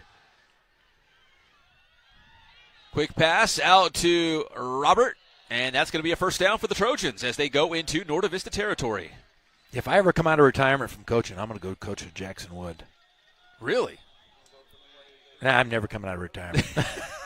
You're having too much fun driving RVs and doing broadcasts on Riverside TV. We and I were talking at halftime. I drove an RV this week, and it was like driving a tenement on wheels. So you literally came from Klamath, California, down to get back in time for this game. Yes, I got back at 4 o'clock, shaved, showered. Yes, today. Banks to the left. That's a first down. Banks still on his feet down the sideline. And Banks finally pushed out of bounds at about 25, 26. Check out the run by Banks once again. He gets to the outside. He's got some speed. He turns it upfield. Darts down the sideline. Finally knocked out by Eddie Elaine. Viewers, if you've ever driven an RV or been scared to drive an RV, I have one suggestion. Don't do it. That good, huh? I was nervous for 5 straight days, Pep.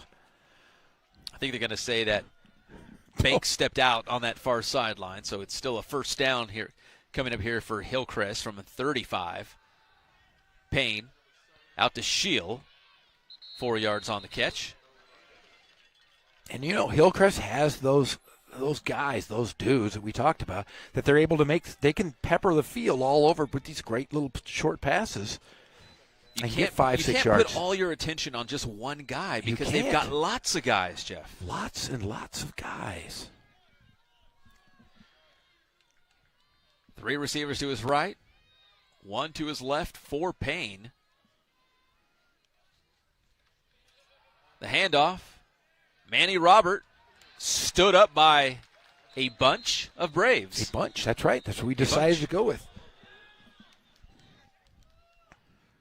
Take another look. Payne hands it off to Robert. Got to about the line of scrimmage, and there was all kinds of Braves. Nothing doing. Carvajal leading the way as they push Robert back. That forward possession, though, will make it 3rd and 6 now for Hillcrest from the 32.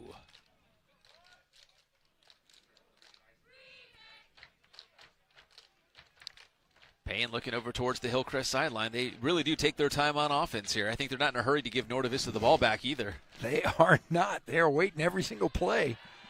Payne, Banks, cuts back in. That's going to be a first down. Tackle there by Gonzalez. I think that forward progression is going to give it to him, and it will. There goes the chain gang on the move. I really think that works in the favor of Hillcrest. They're going to slow it down. Ken Baddorf wants to push the football. When you slow down the tempo of the game and you're able to make passes and to not make mistakes, I think that can put you on your heels if you're a defensive player. Trips right, 1 to the left. 1st and 10 for Hillcrest. Under 8 minutes to go here in the 3rd quarter. Payne across the middle. Knocked away, but there's a flag. It'll be pass interference. Coming up on Norte Vista. Let's take another look. A good pass. Schreier just got there a little early. Landing across the middle to Shield. That's number 2 for the Braves, C.J. Richardson, and on the play. Looks like Schill is still on the ground for Hillcrest with the clock stopped now at 7:39.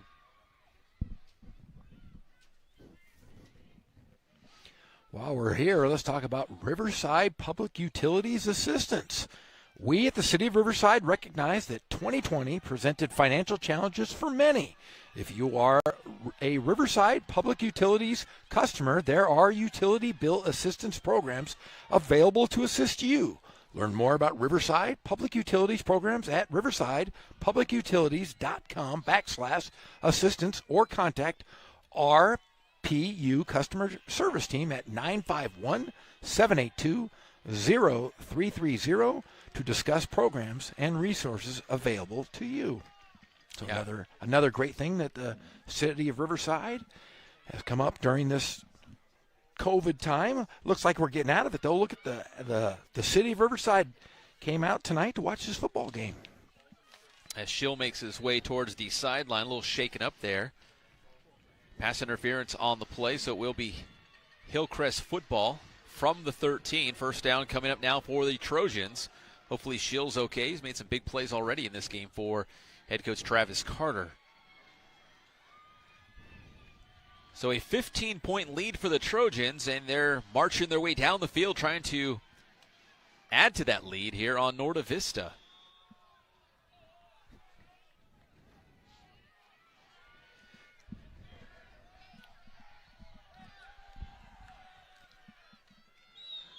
Couple running backs in the backfield with Payne. Feeling the pressure, dumps it off to Manny Robert across the 10, the 5. Robert squirts up the middle and in for another Hillcrest touchdown. Manny Robert, get in there. Yeah, great screenplay, but those two big men right in front of him led the way. Got to give those guys credit as well, but what a great offensive play there by Coach Travis Carter. Coach Carter. They made a movie about him. Coach Carter? Yeah. But basketball, right? Wasn't Coach Carter basketball? Oh, that's right. It was. 21-0 Hillcrest, and they keep the offense on the field for what would appear to be a 2-point conversion attempt. It's been all Hillcrest so far in this one. 2-point conversion on the way. Payne fakes, goes to his right. There's the pressure. Hillcrest will bring him down on the 2-point conversion, so nothing doing there. First one in the backfield for the Braves was Isaiah Chimmel. 21-0, Jeff, Hillcrest. Holy cow. If you'd have told me it would be 21-0 going into this ball game, I might have laughed at you, Bet. I might have. But look at that play. Look at the two big guys right there. Yeah, Manny Robert goes in nearly untouched. You got those big guys in front of you. And you got to. Those guys are studs. Little screen pass there. You got a little bit of help, but give some credit to Manny Robert as well. Yeah, let's give it up to Jaden Bishop and Christian Alvarado Rodriguez. Those are the guys that don't ever get to. If I was playing now, I'd be an offensive lineman. Yes, you would. Back in the day, I might have been a receiver or a quarterback. But I have become an offensive lineman. Those guys right there, they led the way. Give those guys a little credit. The unsung heroes. And they're certainly paving the way for Manny Robert on that touchdown. DeAnda, little onside squib kick, but Norte Vista is there. That's number 31, Rodriguez. Falls on it for the Braves. So decent field position here for Norte Vista, but essentially by doing that for Hillcrest, they're not too concerned with that Novi offense right now as we take another look with Payne dumping it off to Manny Robert. There's the big fellas that Jeff just loves as Robert gets into the end zone.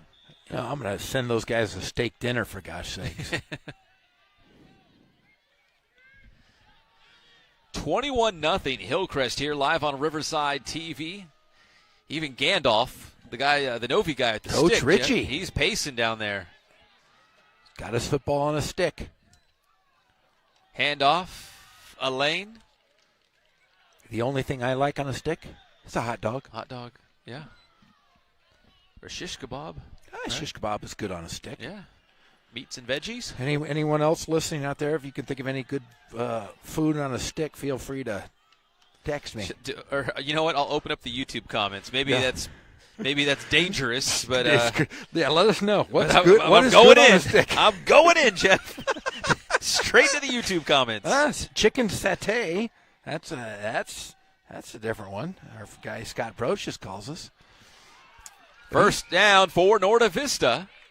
He's a renaissance man, though, that Scott Brocious. So cultured. He is. He's really looking forward to the Kung Pao crickets for the insect fair. Oh, is that what he's looking Chef forward Robert, to? man, he's going to be cooking up some. You can put that on a stick. Bugs. Yeah, I would eat have you ever eaten a bug? Pep, you've done a lot of stuff. You've interviewed a lot of people. I guarantee you've eaten a bug. I'm the most boring guy out there. Come on. I've eaten snails. That's probably as wild as I get. Escargot. First down for Norte Vista from the 47. Eddie Elaine met in the backfield, and again, nothing doing. He might have lost a yard or two there. Eddie Elaine came into this game, Jeff, as the second leading rusher in the state of California, second only behind Donovan Harvey from Elsinore High School, nearby Elsinore. But tonight, Eddie Elaine bottled up by this great Hillcrest defense. Yeah, in fact, he had over 300 yards, I believe, against Ramona.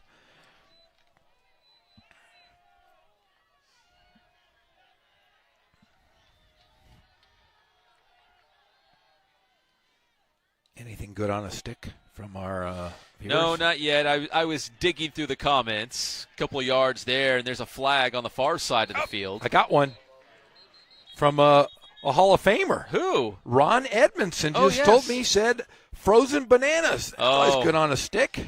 Tell the Hall of Famer Ron he was right. That's a chocolate dipped banana. Yeah, chocolate dipped banana. I'm sitting next to the other Hall of Famer, Scott Albertson here, who's took over I think for Ron Edmondson. Ron Edmondson coached here for like 100 years too. All these coaches. My dad was here for 1,000 years. Ken Batdorf, Scott Albertson. These guys are, I don't know what I've been here forever. I'm 50 for gosh sakes. I've been here for 50 years, Pep. At Norte Vista. I've been here at Norte Vista for 50 years. First down coming up for Novi. Handoff. Still on his feet. Finally the whistle comes out a couple of yards there. It's going to be number 21 on that carry, Jesus Gonzalez.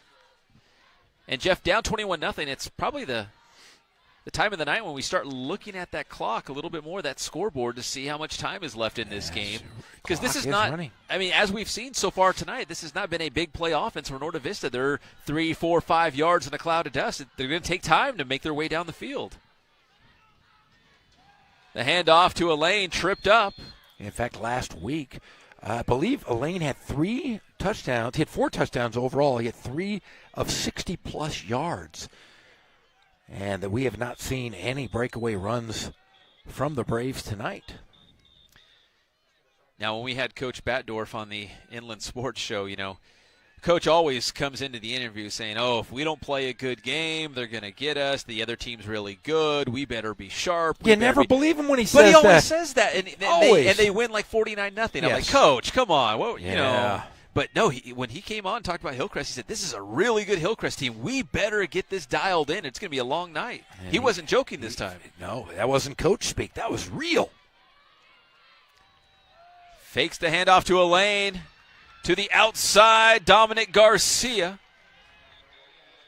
Those Hillcrest Trojans are so great in pursuit. They do not let you get around the end. There's no yards. They're great on the edge. I mean, they are really forcing Novi to go outside, and Novi just hasn't had breakaway speed to get outside the flat there.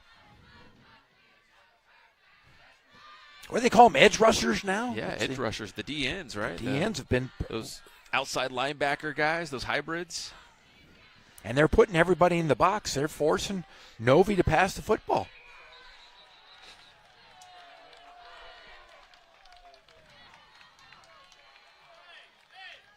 Looks like Hillcrest jumped. That'll give 5 yards to Norte Vista.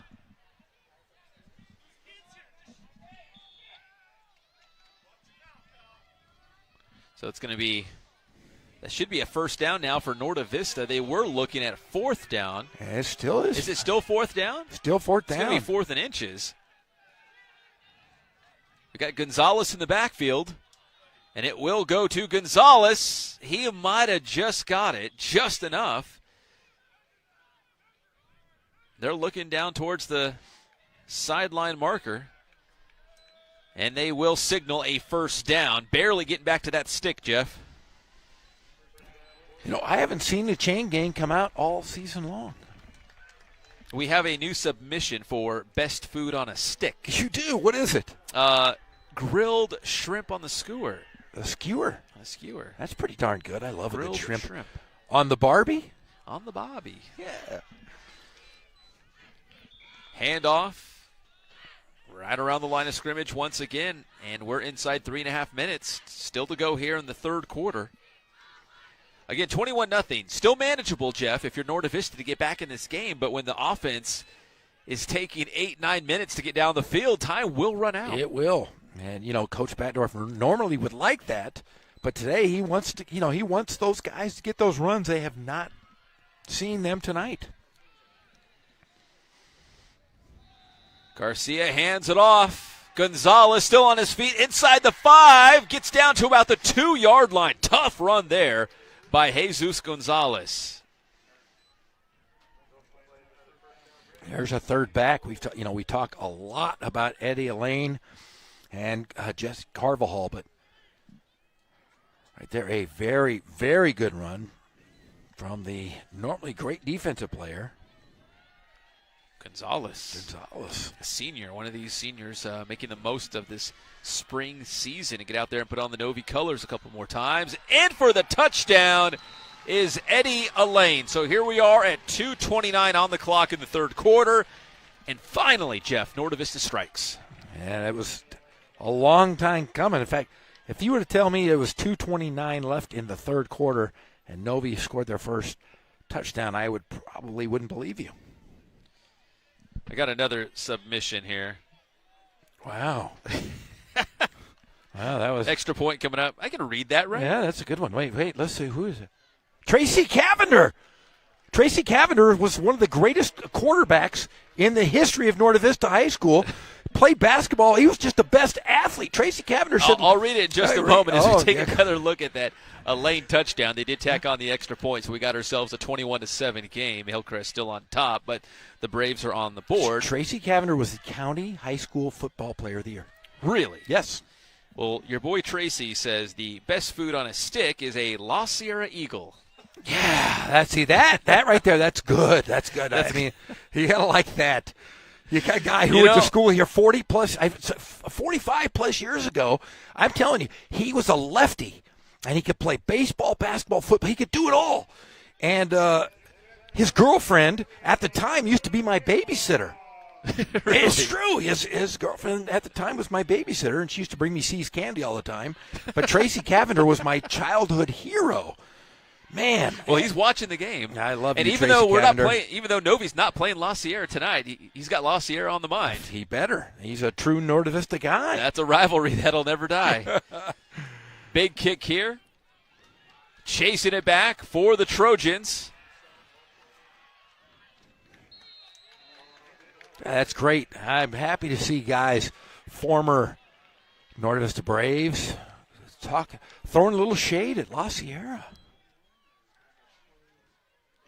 Nolan Ojeda there for Hillcrest. So 2:22 on the clock, and now it's going to be the Norte Vista defense trying to make some stops here, Jeff, and get them the football back in time to close this gap. And for Hillcrest, I don't know, one more touchdown might do the trick. At least feel comfortable going into the fourth quarter. Exactly. Trips right, one receiver to the left, handoff, Manny Roberts. There goes Robert. He's got himself a first down out to about the 43-yard line. Boy, he is an energizer bunny. Watch those legs. He is just moving them. Gets low, protects the football right there. I mean, just a very tough back.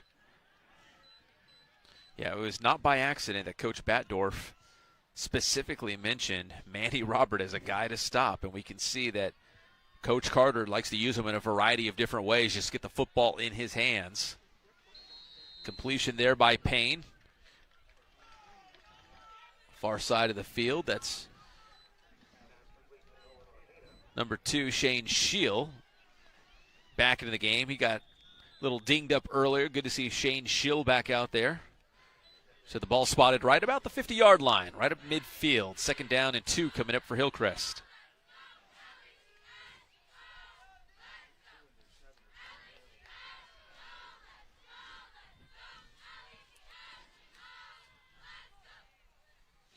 Again, Payne probably using the most time off the clock as the most as he can, right, at this point. Very good ball call here by Coach Carter and his staff. Payne's pass incomplete. That'll stop the clock at 1:06. And third down coming up, Jeff. But I think we've learned tonight third down really doesn't mean anything because even on fourth down, they'll go for it. Yeah.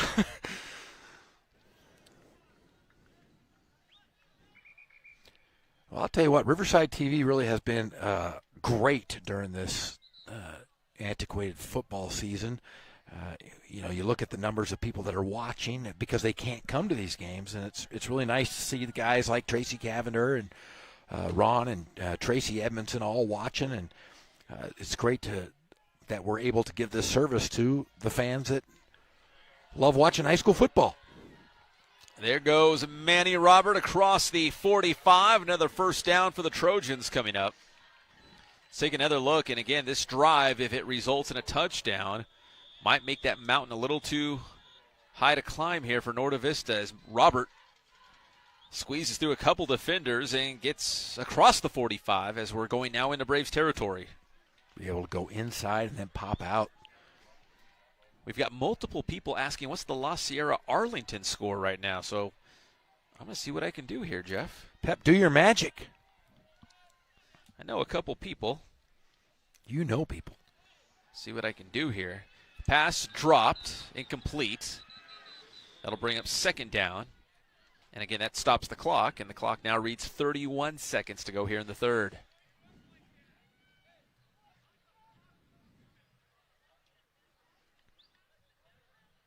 So Norte Vista's defense being called upon to get the football back, give it to the offense with time to get back into this one. 21 straight points for Hillcrest before Novi got on the board. Second down, 10 coming up. To the left, that's Xavier Banks. Back to the original line of scrimmage. That might have been the final play of the third quarter as we take another look. C.J. Richardson with a big hit there for Novi. We've called his name several times tonight. C.J. Richardson flying around that secondary. Got a player banged up for Norte Vista. It looks like the senior Aaron Mendoza, number 49. Yeah, I told you I went on this RV trek. Yeah, right? you did. I'll tell you, don't ever wear shorts in the redwoods. I have. I have bites. I have weird bites on me. I'm going to have to go home. I might take a bath and like calamine lotion. You know, like when you had chicken pox as a kid. Did you ever have the pox? I did. I did. I remember taking a bath. You know, my mom and dad would throw this. God, it was just a horrible thing. I'm telling you, I'm going to go home and bathe in calamine lotion.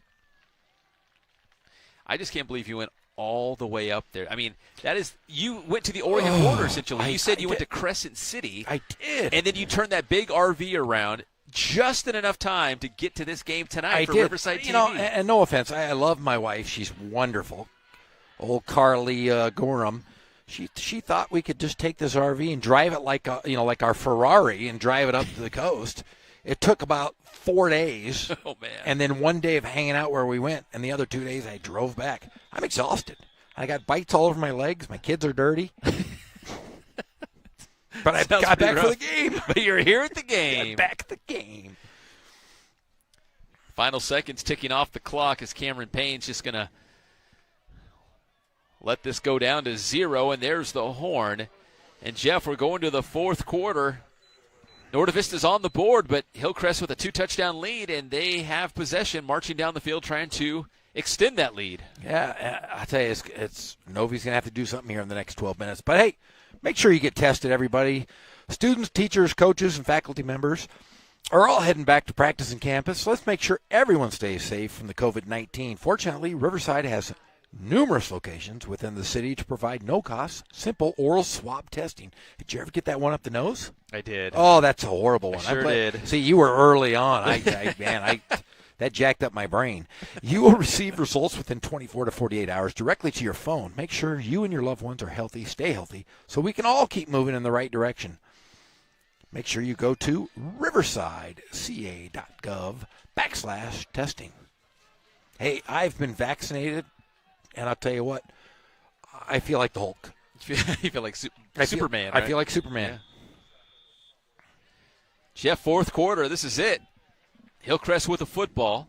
3rd and 9. This is pretty big third down play. Toss out to Roberts. He's going to be short of a first down. That'll bring up 4th down, and I think we already know what's going to happen here. They're going to go for it. Let's take another look. Toss out to a couple missed tackles Manny there. Robert. And that's not indicative of a Norda Vista team. They can tackle, but those running backs and Cameron Payne, Manny Robert have eluded the black jerseys all night long. Well, it was going to be 4th and very short, and finally the white hat, the official, got in there and moved the football back about 3 yards. He did. So it's 4th down nonetheless, and this is a big 4th down play, maybe more so for Norda Vista because they need the stop.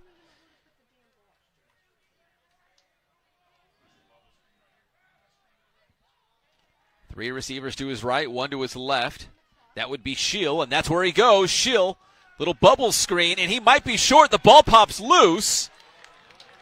Let's see what the official says. They're going to say he was on the ground. Even if he was already down, it was short. It's going to be Norda Vista football. Yes, it will. So the defense rises to the occasion. Jeff, they did exactly what they needed to do, and now with 11:47 to play, a little momentum. Norda Vista is going to get another crack at it.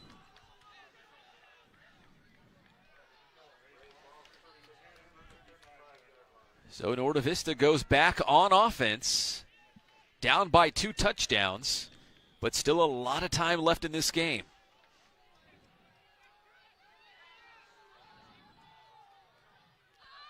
Garcia to Elaine.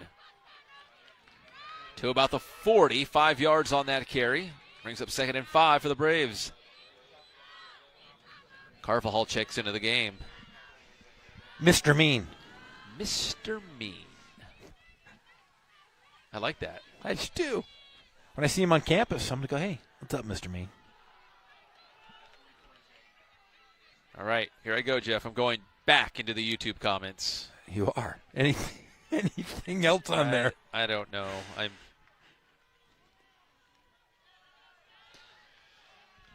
Couple yards here. That's going to be close to a first down for Carvajal, who got the call. So it's going to be 3rd and short coming up now for the Braves.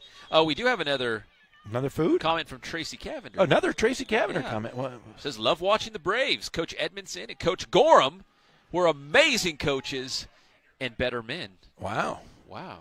He's definitely talking about my dad. Oh, and people are listening to your, I guess they like the RV trip. They do? I guess they do, because, again, you went, I think, as far north as Crescent City. I was going to your hometown is what I was doing. You were up in my neck of the woods. That's for sure. But let's see. Jose Tapia said, Crescent City. Hey, that's where Batdorf's buddy, Coach Cisneros, won last year's state title for El Monte High School. That's true. Can you imagine if you're El Monte and you went all the way up to Crescent City to play for a state championship? I never want to, it was a beautiful place. I never want to go there again, though. That was a long drive. Maybe when I'm 50, maybe when I'm 60, I'll do it again. Oh, Jose, who gave us a shout-out about Crescent City. Yeah. As number 86, Carlos Maravilla, comes off the field. Jose says Carvajal's name is Turbo. Turbo? So it's not Mr. Mean. No. He's Mr. Mean. We're not going to call him Turbo. That's what I call my dog. Hey, good job, Turbo. No, he's mean. You love Carvajal. Big run here. Speaking of, there's Gonzalez as Norte Vista goes back on offense, and Gonzalez is going to fight his way to the 50-yard line. Yeah, I'm sorry. Who was that again that said? Your boy, Jose Tapia. Jose Tapia. Turbo. There's Gonzalez. I'm sorry, Jose, but no. Breaking off several would-be defenders to get to the 50. We're very interactive. We're for the people. We are. We're for the people. Oh. Sometimes I just dive right into the YouTube comments. Sometimes I try to back off. It can be a little dangerous, but I'm just jumping right in tonight. Big run by Eddie Elaine. That'll be close to a first down, depending where they mark the football. Let's take another look. Yeah, man, just think of this. People used to listen to us. Was it 4 hours every day or 3 hours? It's 3 hours every day. We were on 3 hours every single day on the radio, and they got to hear this nonsense. Elaine brought down by number 23, Nathan Bernal of the Trojans, and a timeout on the field. We got a Hillcrest player down. Hey, let's talk about bugs again. Did you get another food on a stick submission? I thought I saw something come across your phone. I wasn't trying to look. Yeah, it was. Oh, no, it was my phone. It was your phone. It was my phone. Not your phone. That's my phone. Oh, my gosh. Our fearless leader, Scott, says, how about fresh squid at a Taiwan street market? What is the Renaissance man? He is too sophisticated for me. Dude. I am talking about like a deep-fried Snickers on a stick or something. Or a deep-fried Twinkie on a Yes. stick. Or just something wrapped in bacon. There we go. Oh, listen to that. People, I bet, let's talk about the bugs. I have to. It's the virtual insect fair. Look, there's the mantis. If you're watching, there he is. Yeah. The praying mantis. You can't kill those. You can't kill mantises. It's against the law. Did you know that? I heard it was bad luck. It's against the law. It's against the law. Well, Don't kill a praying I'm not mantis. going to jail. Do not do it. Hey, if you want to learn more about bugs, reach riversideinsectfair.com. Here we go. Garcia airs it out. He's got an open Elaine all alone behind the defense. And Eddie Elaine, the high-flying circus, finally strikes for head coach Ken Batdorf. And Jeff, 10 minutes to go. We got ourselves a one-possession game. Holy smokes. And it was on a pass. We were talking insects, and he throws a bomb. The pass from number 14, Dominic Garcia, to Eddie Elaine, the star running back who somehow slipped past all those defenders. That's a career high, a career day in passing right Might have there. been a new school record. And the extra point is up and good. Makes it 21-14. Very exciting finish shaping up here at Norte Vista High School. It took the better part of 3 quarters, but looks like the Braves finally starting to put something together here. That extra point coming from number 68, Adon Rodriguez. They list him as 6'2", 305. Did you hear about He's the this? kicker. Is the kicker at King, I think at King was over 300 pounds. So we had this bet who was the biggest kicker we ever saw. So then the next week, Ken Batdorf said, my kicker's bigger than his. That's what he said to me before last week's game. Did he? Yes, he did. So if you have a kicker, let's bring this up. If you know a kicker that's bigger than 3 bills, yeah, hit us up. We'll bring Adon out here, 6'2", 305. Yeah, and I believe he said he was 315 because the King guy was like, yeah, my guy's bigger.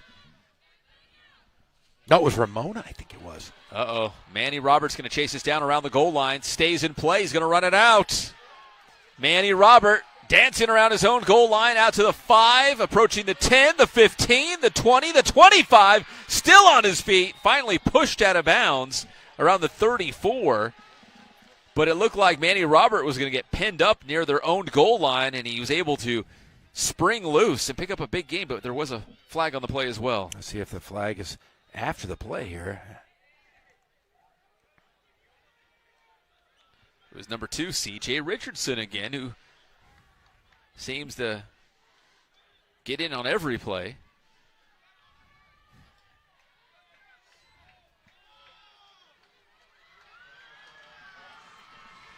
So personal foul.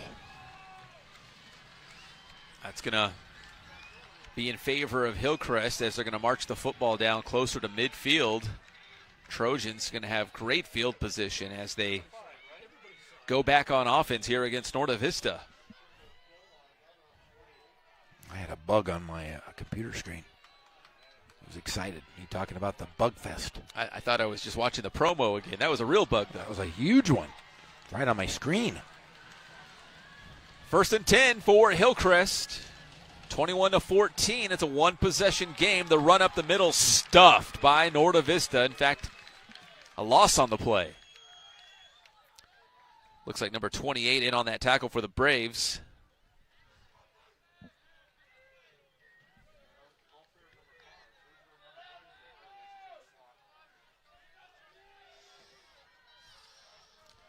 Rodriguez also in on that tackle for Norte Vista. 2nd and 10. They got a favorable spot on that football. Looked like he lost a yard or two. It's on the 48. 2nd down, the handoff. Robert still on his feet, close to a 1st down. It'll be 3rd and short. Looking like 3rd and 2, Jeff, with under 9 minutes to go. And they've been really patient with, setting up each play here, but only up 1 score, and the momentum really with Novi. You got to look to put a couple more points on the board. Carvajal with the tackle, a.k.a. Mr. Mean, Mr. a.k.a. Mean. Turbo. Hey, Turbo. That just doesn't sound as mean. Turbo? No. 3rd and 2 for the Trojans. Payne overthrows his man, brings up 4th down, and let's just assume the Hillcrest Trojans are going to go for it here. Hillcrest could get the football back with about 8 minutes to go. Let's see if they go back to that little screen pattern that they ran in the last series.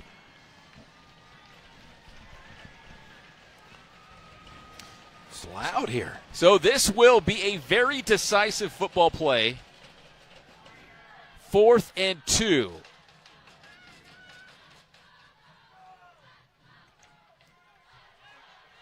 (21-14). Hillcrest looking to push its lead. Norte Vista trying to get that football back. How important was that 2-point conversion that didn't go for Hillcrest? Yeah, in hindsight, it could be very important. We'll see if Novi can score a touchdown. The extra point would tie. Or Hillcrest can take more time off the clock, go down, score a touchdown, and that might be it. I hate to call it too early, but the Norte Vista offense right now, unless they're going to air it out from Garcia to Elaine again, they just 3 or 4 yards here and there. It takes a lot of time.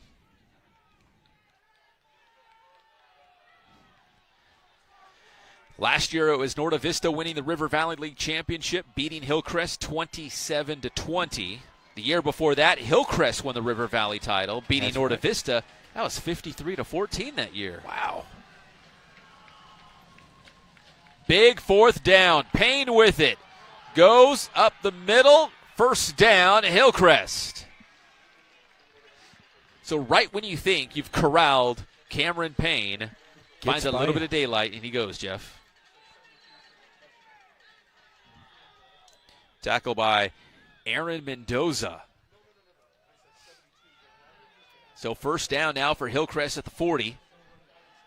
8:08 and counting here in the fourth quarter.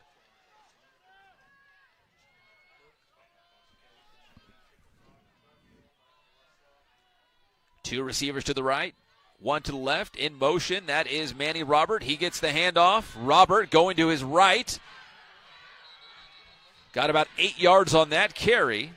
Gets out of bounds, and that'll stop the clock. Yeah, it looks like there was another out-of-bounds penalty call. Let's see if it goes against Novi again. That would be 2. That would really cost them some big plays here.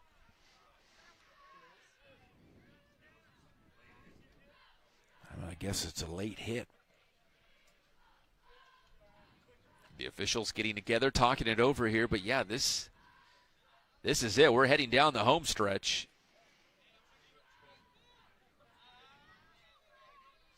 Yeah, it's going to go. I think he's looking over to see what number it was. It's going to go against the Braves, Jeff. And Hillcrest is going to get even closer to the end zone as the Trojans try to put this one away. And that's those are penalties that really cost you. You got to stay focused within your team. When you make plays like that and you cause your team yards and an opportunity to get the ball back, that's tough. Ethan Araujo, number 13 for Hillcrest, in the games. To the left, the handoff, Manyweather, right up the middle, Manyweather. Finally brought down inside the 5, first and goal coming up for the Trojans. A lot of motion here in the backfield, really threw everybody off, and there was a big, huge hole right up the middle. As you look off, those big tackles did their job. Clock running. That was Jordan Manyweather setting up the Hillcrest Trojans in a good spot now. First and goal from the 5. Manyweather up the middle. Did he get over? Still waiting for this signal from the officials. It's going to be pretty close. And they're going to say touchdown, hands in the air as Hillcrest tacks on another score. Let's take another look as Manyweather got 2 straight carries, Jeff, to get him down to the 5, and then he did the work, finally gets paid as he just lunges far enough to cross the play and get over that goal line. Yeah, great play there. He took a big shot, continued to hold the ball and momentum, got those hands right over the line. 27-14. Once again, the Trojans going for 2. Payne takes the snap, goes to his right, flings it over to Robert. The 2-point conversion is all good. 29-14. There's another look as Payne finds his guy, Manny Robert. And wide open. Nowhere within 5 yards of him. So the Braves look up at the scoreboard, and they're down by 15. And, Jeff, you tell me you believe that's a new scoreboard, right? Brand new scoreboard here at Zach Erp Stadium. There was Manyweather lunging, fighting his way across the goal line. And here's another look at Manyweather. Getting in there. The ball was knocked loose, but well after the play was complete. Makes it 29-14 Hillcrest.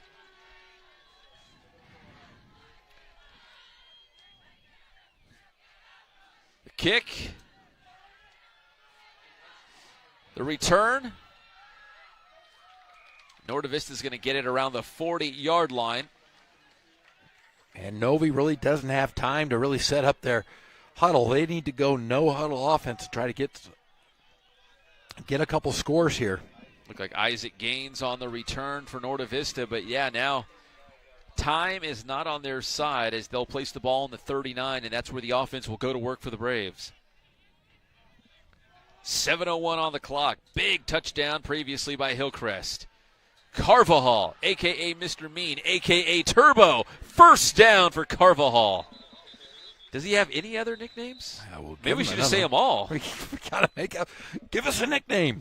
Carvajal takes the toss, fights off Scheel, gets across the 50 into Hillcrest territory. But was there a flag on the play that I'm missing?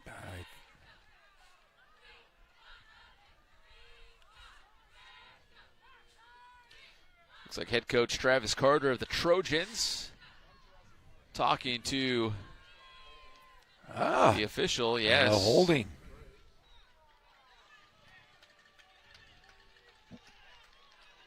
So it's going to push the Braves back, and that'll bring out some boos, at least from our side where the home stands are.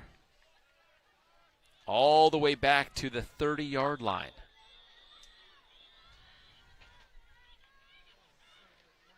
Under 7 minutes to go here in the fourth quarter. I've been watching our game live on YouTube, Jeff. Maybe also check out the other one just to see what's going on at King High School. Here comes the air out to Gaines, and he hauls it in on the fingertips and salutes the crowd. Big-time catch by Gaines. And once in a while, Norte Vista They've been great throwing the ball tonight. There it is, Eddie Elaine, the halfback pass.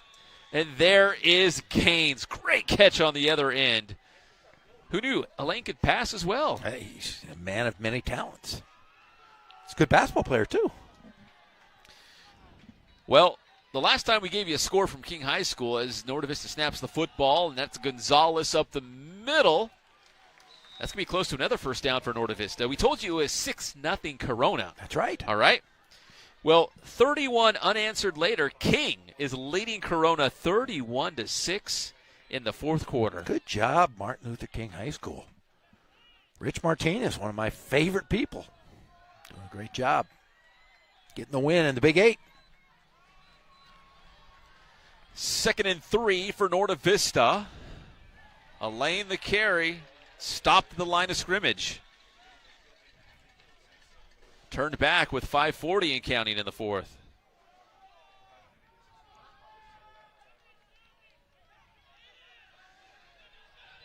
Looks like Elaine's going to head to the sideline here for Norte Vista. In the backfield, we've got Carvajal. 3rd and 3. Big third down play. Carvajal muscling his way forward. That should be enough for a first down, and the official on the far side signals. So that'll stop the clock as the chain gang moves down the sideline. 5:11 to go. And once again, that clock is moving.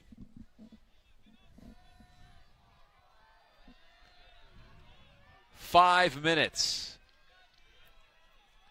Garcia out to Carvajal. To his left. He's got some blockers. Carvajal still with it. About another 7 yards on that play. But not, Jeff, he did not get out of bounds, so that clock is still moving. And the rest of the schedule for Hillcrest. They will be at Ramona and Patriot. Oh, they'll be actually here next week and at Patriot the final week of April 16th. And a timeout called by head coach Ken Batdorf and the Braves. Trying to make the most of this opportunity with 4:24 on the clock. And we will have the game versus La Sierra on Riverside TV. So Norte Vista versus La Sierra right back here on this same field. Will we be talking about how Norte Vista made an incredible comeback or how they're trying to bounce back? They have to bounce against back. The Eagles. And remember, Hillcrest has to play Ramona next week. But yeah, we're going to cover so many games. In fact, we're going to see Notre Dame later on. Notre Dame's playing a weird schedule, aren't they? They're playing it's kind of a wacky schedule. Yeah, they're not playing within their league. No. So it's. And you got a game tomorrow, don't you? I do. We have a game tomorrow night. In fact, it's going to be Riverside Poly versus Moreno Valley. That should be a great game. A great game. My friend Coach Rice over at Riverside Poly High School. Looking forward to seeing him. Yes, sir. 2nd and 3. Norte Vista with the football. Up the middle, Gonzalez. He stopped short. 3rd down coming up. And again, Jeff, with all these run plays, that clock continues to wind itself down. They have to score quickly. And Norte Vista quickly getting back into the huddle, back to the line. The handoff to Gonzalez up the middle. That'll be a first down. Still on his feet. And that'll bring up 1st and goal for the Braves. Take another look. Gonzalez, again, Jeff, I think you pointed it out earlier. We've been talking a lot about Carvajal, a lot about Elaine. Gonzalez making some big runs here for Norte Vista. Yeah, part of that three-headed monster of backs. And he's been efficient tonight. Less than 4 minutes to play. Norte Vista 1st and goal. The handoff, Elaine. Still on his feet, falling forward just a little bit short. 2nd down. Take another look as Elaine gets the carry and takes it a little bit closer to the goal line. Here we go, 2nd and goal. The handoff, Elaine once again. He was met in the backfield with a little bit of contact. Was it enough to keep him out of the end zone? There's still no signal yet, and yes, it is. It's a touchdown. Makes it 29-20. So at this point, Jeff, you just kick the extra point and then go for 2 maybe, assuming you get the football back and score again? Yeah, you just get the easy points on the board. You got to make a stop defensively because you're going to have to score again, then you go for the 2. Well, here comes Adon Rodriguez, the kicker for Norte Vista. And this is as important as an extra point can be in a football game. We saw last week, King had an opportunity to beat Roosevelt, and they missed a couple of extra points, cost them the ball game. It's up, and it's good for Rodriguez. So 29-21 as we take a look at Eddie Elaine. All kinds of traffic in front of Elaine. Somehow, in that pile, he was able to squeeze into the end zone for the touchdown. So we got 3:12 on the clock. And I would bet you a large cheeseburger and a shake that he's going to kick this thing onside. Try to get the football back instead of – because if you kick off, you're telling your defense, okay, we need you. You got to get the football back for us. Yes, and we've seen Batdorf on many occasions. In fact, I've seen him in a game kick 3 or 4 onside kicks. So Rodriguez into kick for Norte Vista. Hillcrest with nobody deep. And Rodriguez, there's a flag on the play. I think someone maybe got a head start. So we'll do it again. But now the cat's kind of out of the bag, Jeff. They kind of saw what they're going to do, but I think they assumed it anyways that it was coming. That was kind of a hard onside kick. Got to finesse that. Finesse.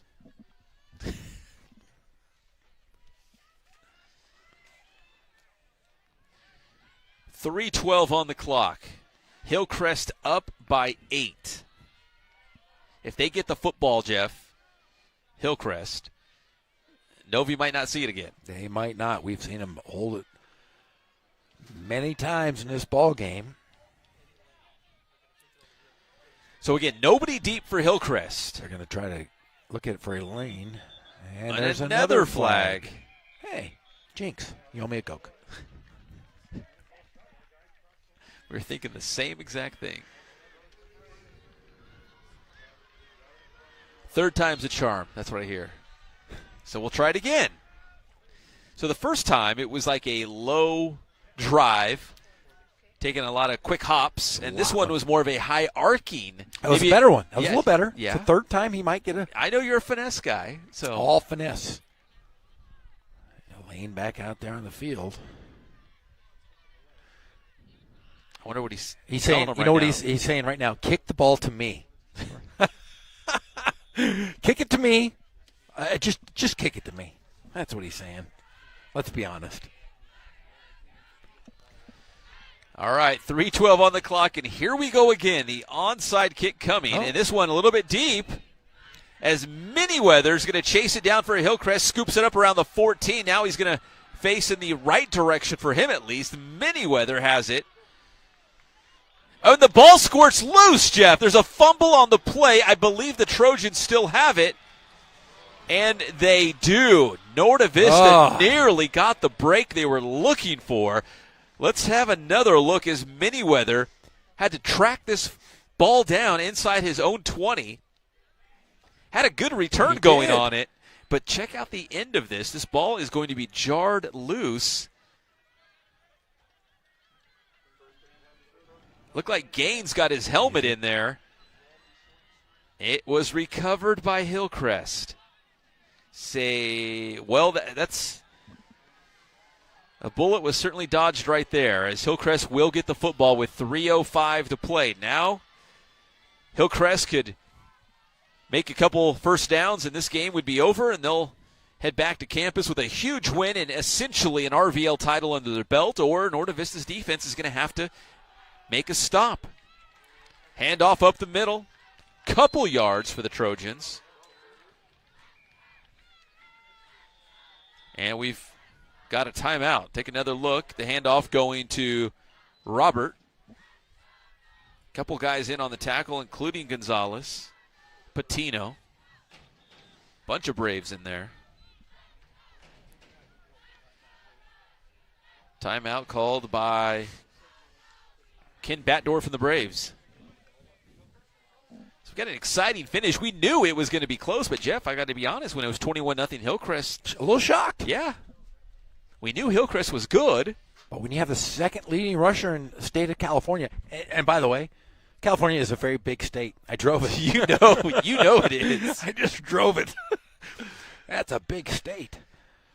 I was up there. I was thinking of you, though. I drove through all these cow farms and, used to milk cows. I worked on a dairy, milking cows. That's a true story. And no joke, I had Luke in the front seat, my 4-year-old, and I was talking about Pep, and they said, hey, Pep used to milk cows. And he says, can you milk all cows? And I said, there's a little difference. But we explained it, and I told him what you did. You used to get up early in the morning, and you got kicked one time. I got kicked real hard one time. I told him that story, and he was like, wow, I'm not going near a cow, Dad. I saw all of California. It is a big state, but right now all eyes on this one. We've got another flag.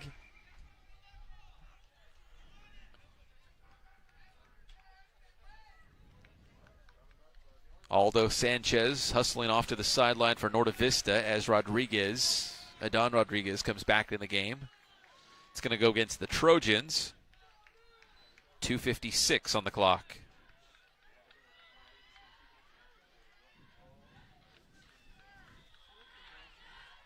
So from the 26-yard line, it'll be second down now. 2nd and 15 coming up here for Hillcrest. The handoff, that's Manyweather.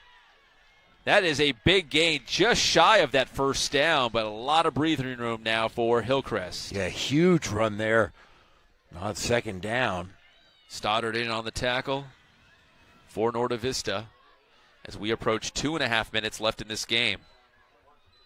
And this down right here is big. There is Manyweather.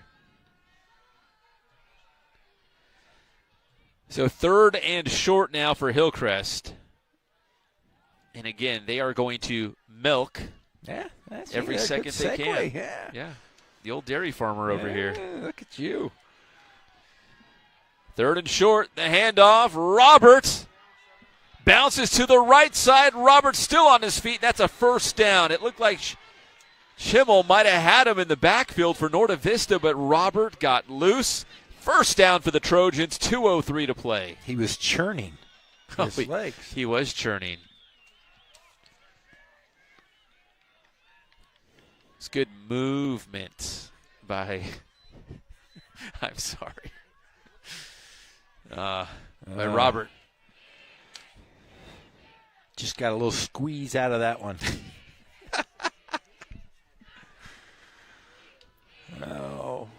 I got missed you. Robert.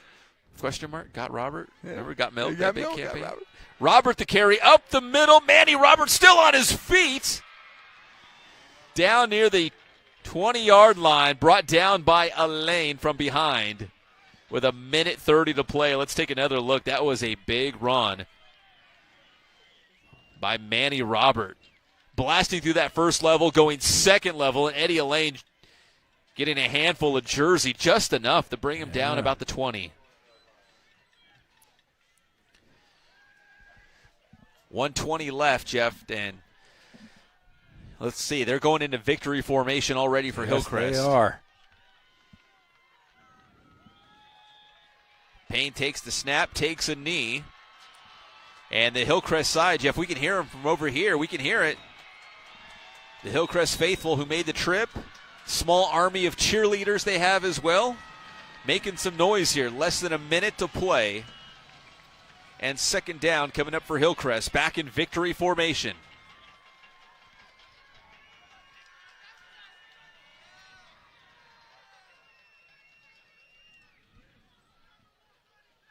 It was a good battle. Oh, nearly. Bad snap. Not quite over just yet. Not yet. But Hillcrest led 15-0 at halftime. Extended that lead to 21-0. We didn't know if Novi would make this a ball game. The Braves did. In fact, it came down to this final possession here, Jeff. And it's kind of what we were looking for, a tight battle between these two teams who were solidifying their spot on top of the River Valley League tonight. And really the two best Riverside City teams we've seen thus far. And Hillcrest looks like they might be the city champs, if you can call them that. You know what we could do, though? You and I, Pep, we should get these guys together after the season's over and have our own, Super Bowl. For a Riverside champion? True Riverside champion. Give him like a Raincross crown or That'd something. That'd be awesome. Yeah. 10 seconds to go. I don't know if they'll even have to snap the football again. Manny Robert bouncing around, throwing his hands in the air. There's Manyweather and the rest of the Trojans as the final seconds are off the clock. And Hillcrest defeats Norte Vista by a final score of 29-21. The Trojans now improve to 3-0 on the season. And again, the River Valley League Championship the last several years has boiled down to this single game, and it should favor now the Hillcrest Trojans 29-21. Jeff, very impressed by this Hillcrest offense, but what they did to this Norte Vista running game is equally impressive. Well, they just had a great game plan, and they stuck to it. They showed poise, great poise offensively, defensively. They took care. They took the ball away from Eddie Elaine, and I'll tell you what, nobody else could beat them. It was a true victory for Hillcrest. That is a very good Hillcrest team, and I think you pointed it out along the way that it's a shame that we don't have playoffs this year because this Hillcrest team, and Norte Vista for that matter, look like playoff caliber teams who could probably do some damage in a CIF Southern Section postseason. Yeah, and it is a shame for the seniors, and both of these coaches have great teams, and they would do a great job representing their league, and I think they'd go far in the playoffs if we had it. Got a high level of football right now in the River Valley League. Great game tonight. Hillcrest wins 29-21 against Norte Vista. The Braves fall to 2-1 during this spring season, and Hillcrest now 3-0. And again, that inside track, the driver's seat, however you want to slice it, for that River Valley League crown. And over at King High School, real quick, if you want to hop on over, if you're watching live on the City of Riverside YouTube channel, yeah, we finished a little bit early. King leading Corona 38-6 right now. A little bit of a celebration with Coach Carter and the Trojans down on the field, as they know they essentially won a RVL championship tonight against their rival Norte Vista. Yes, they did.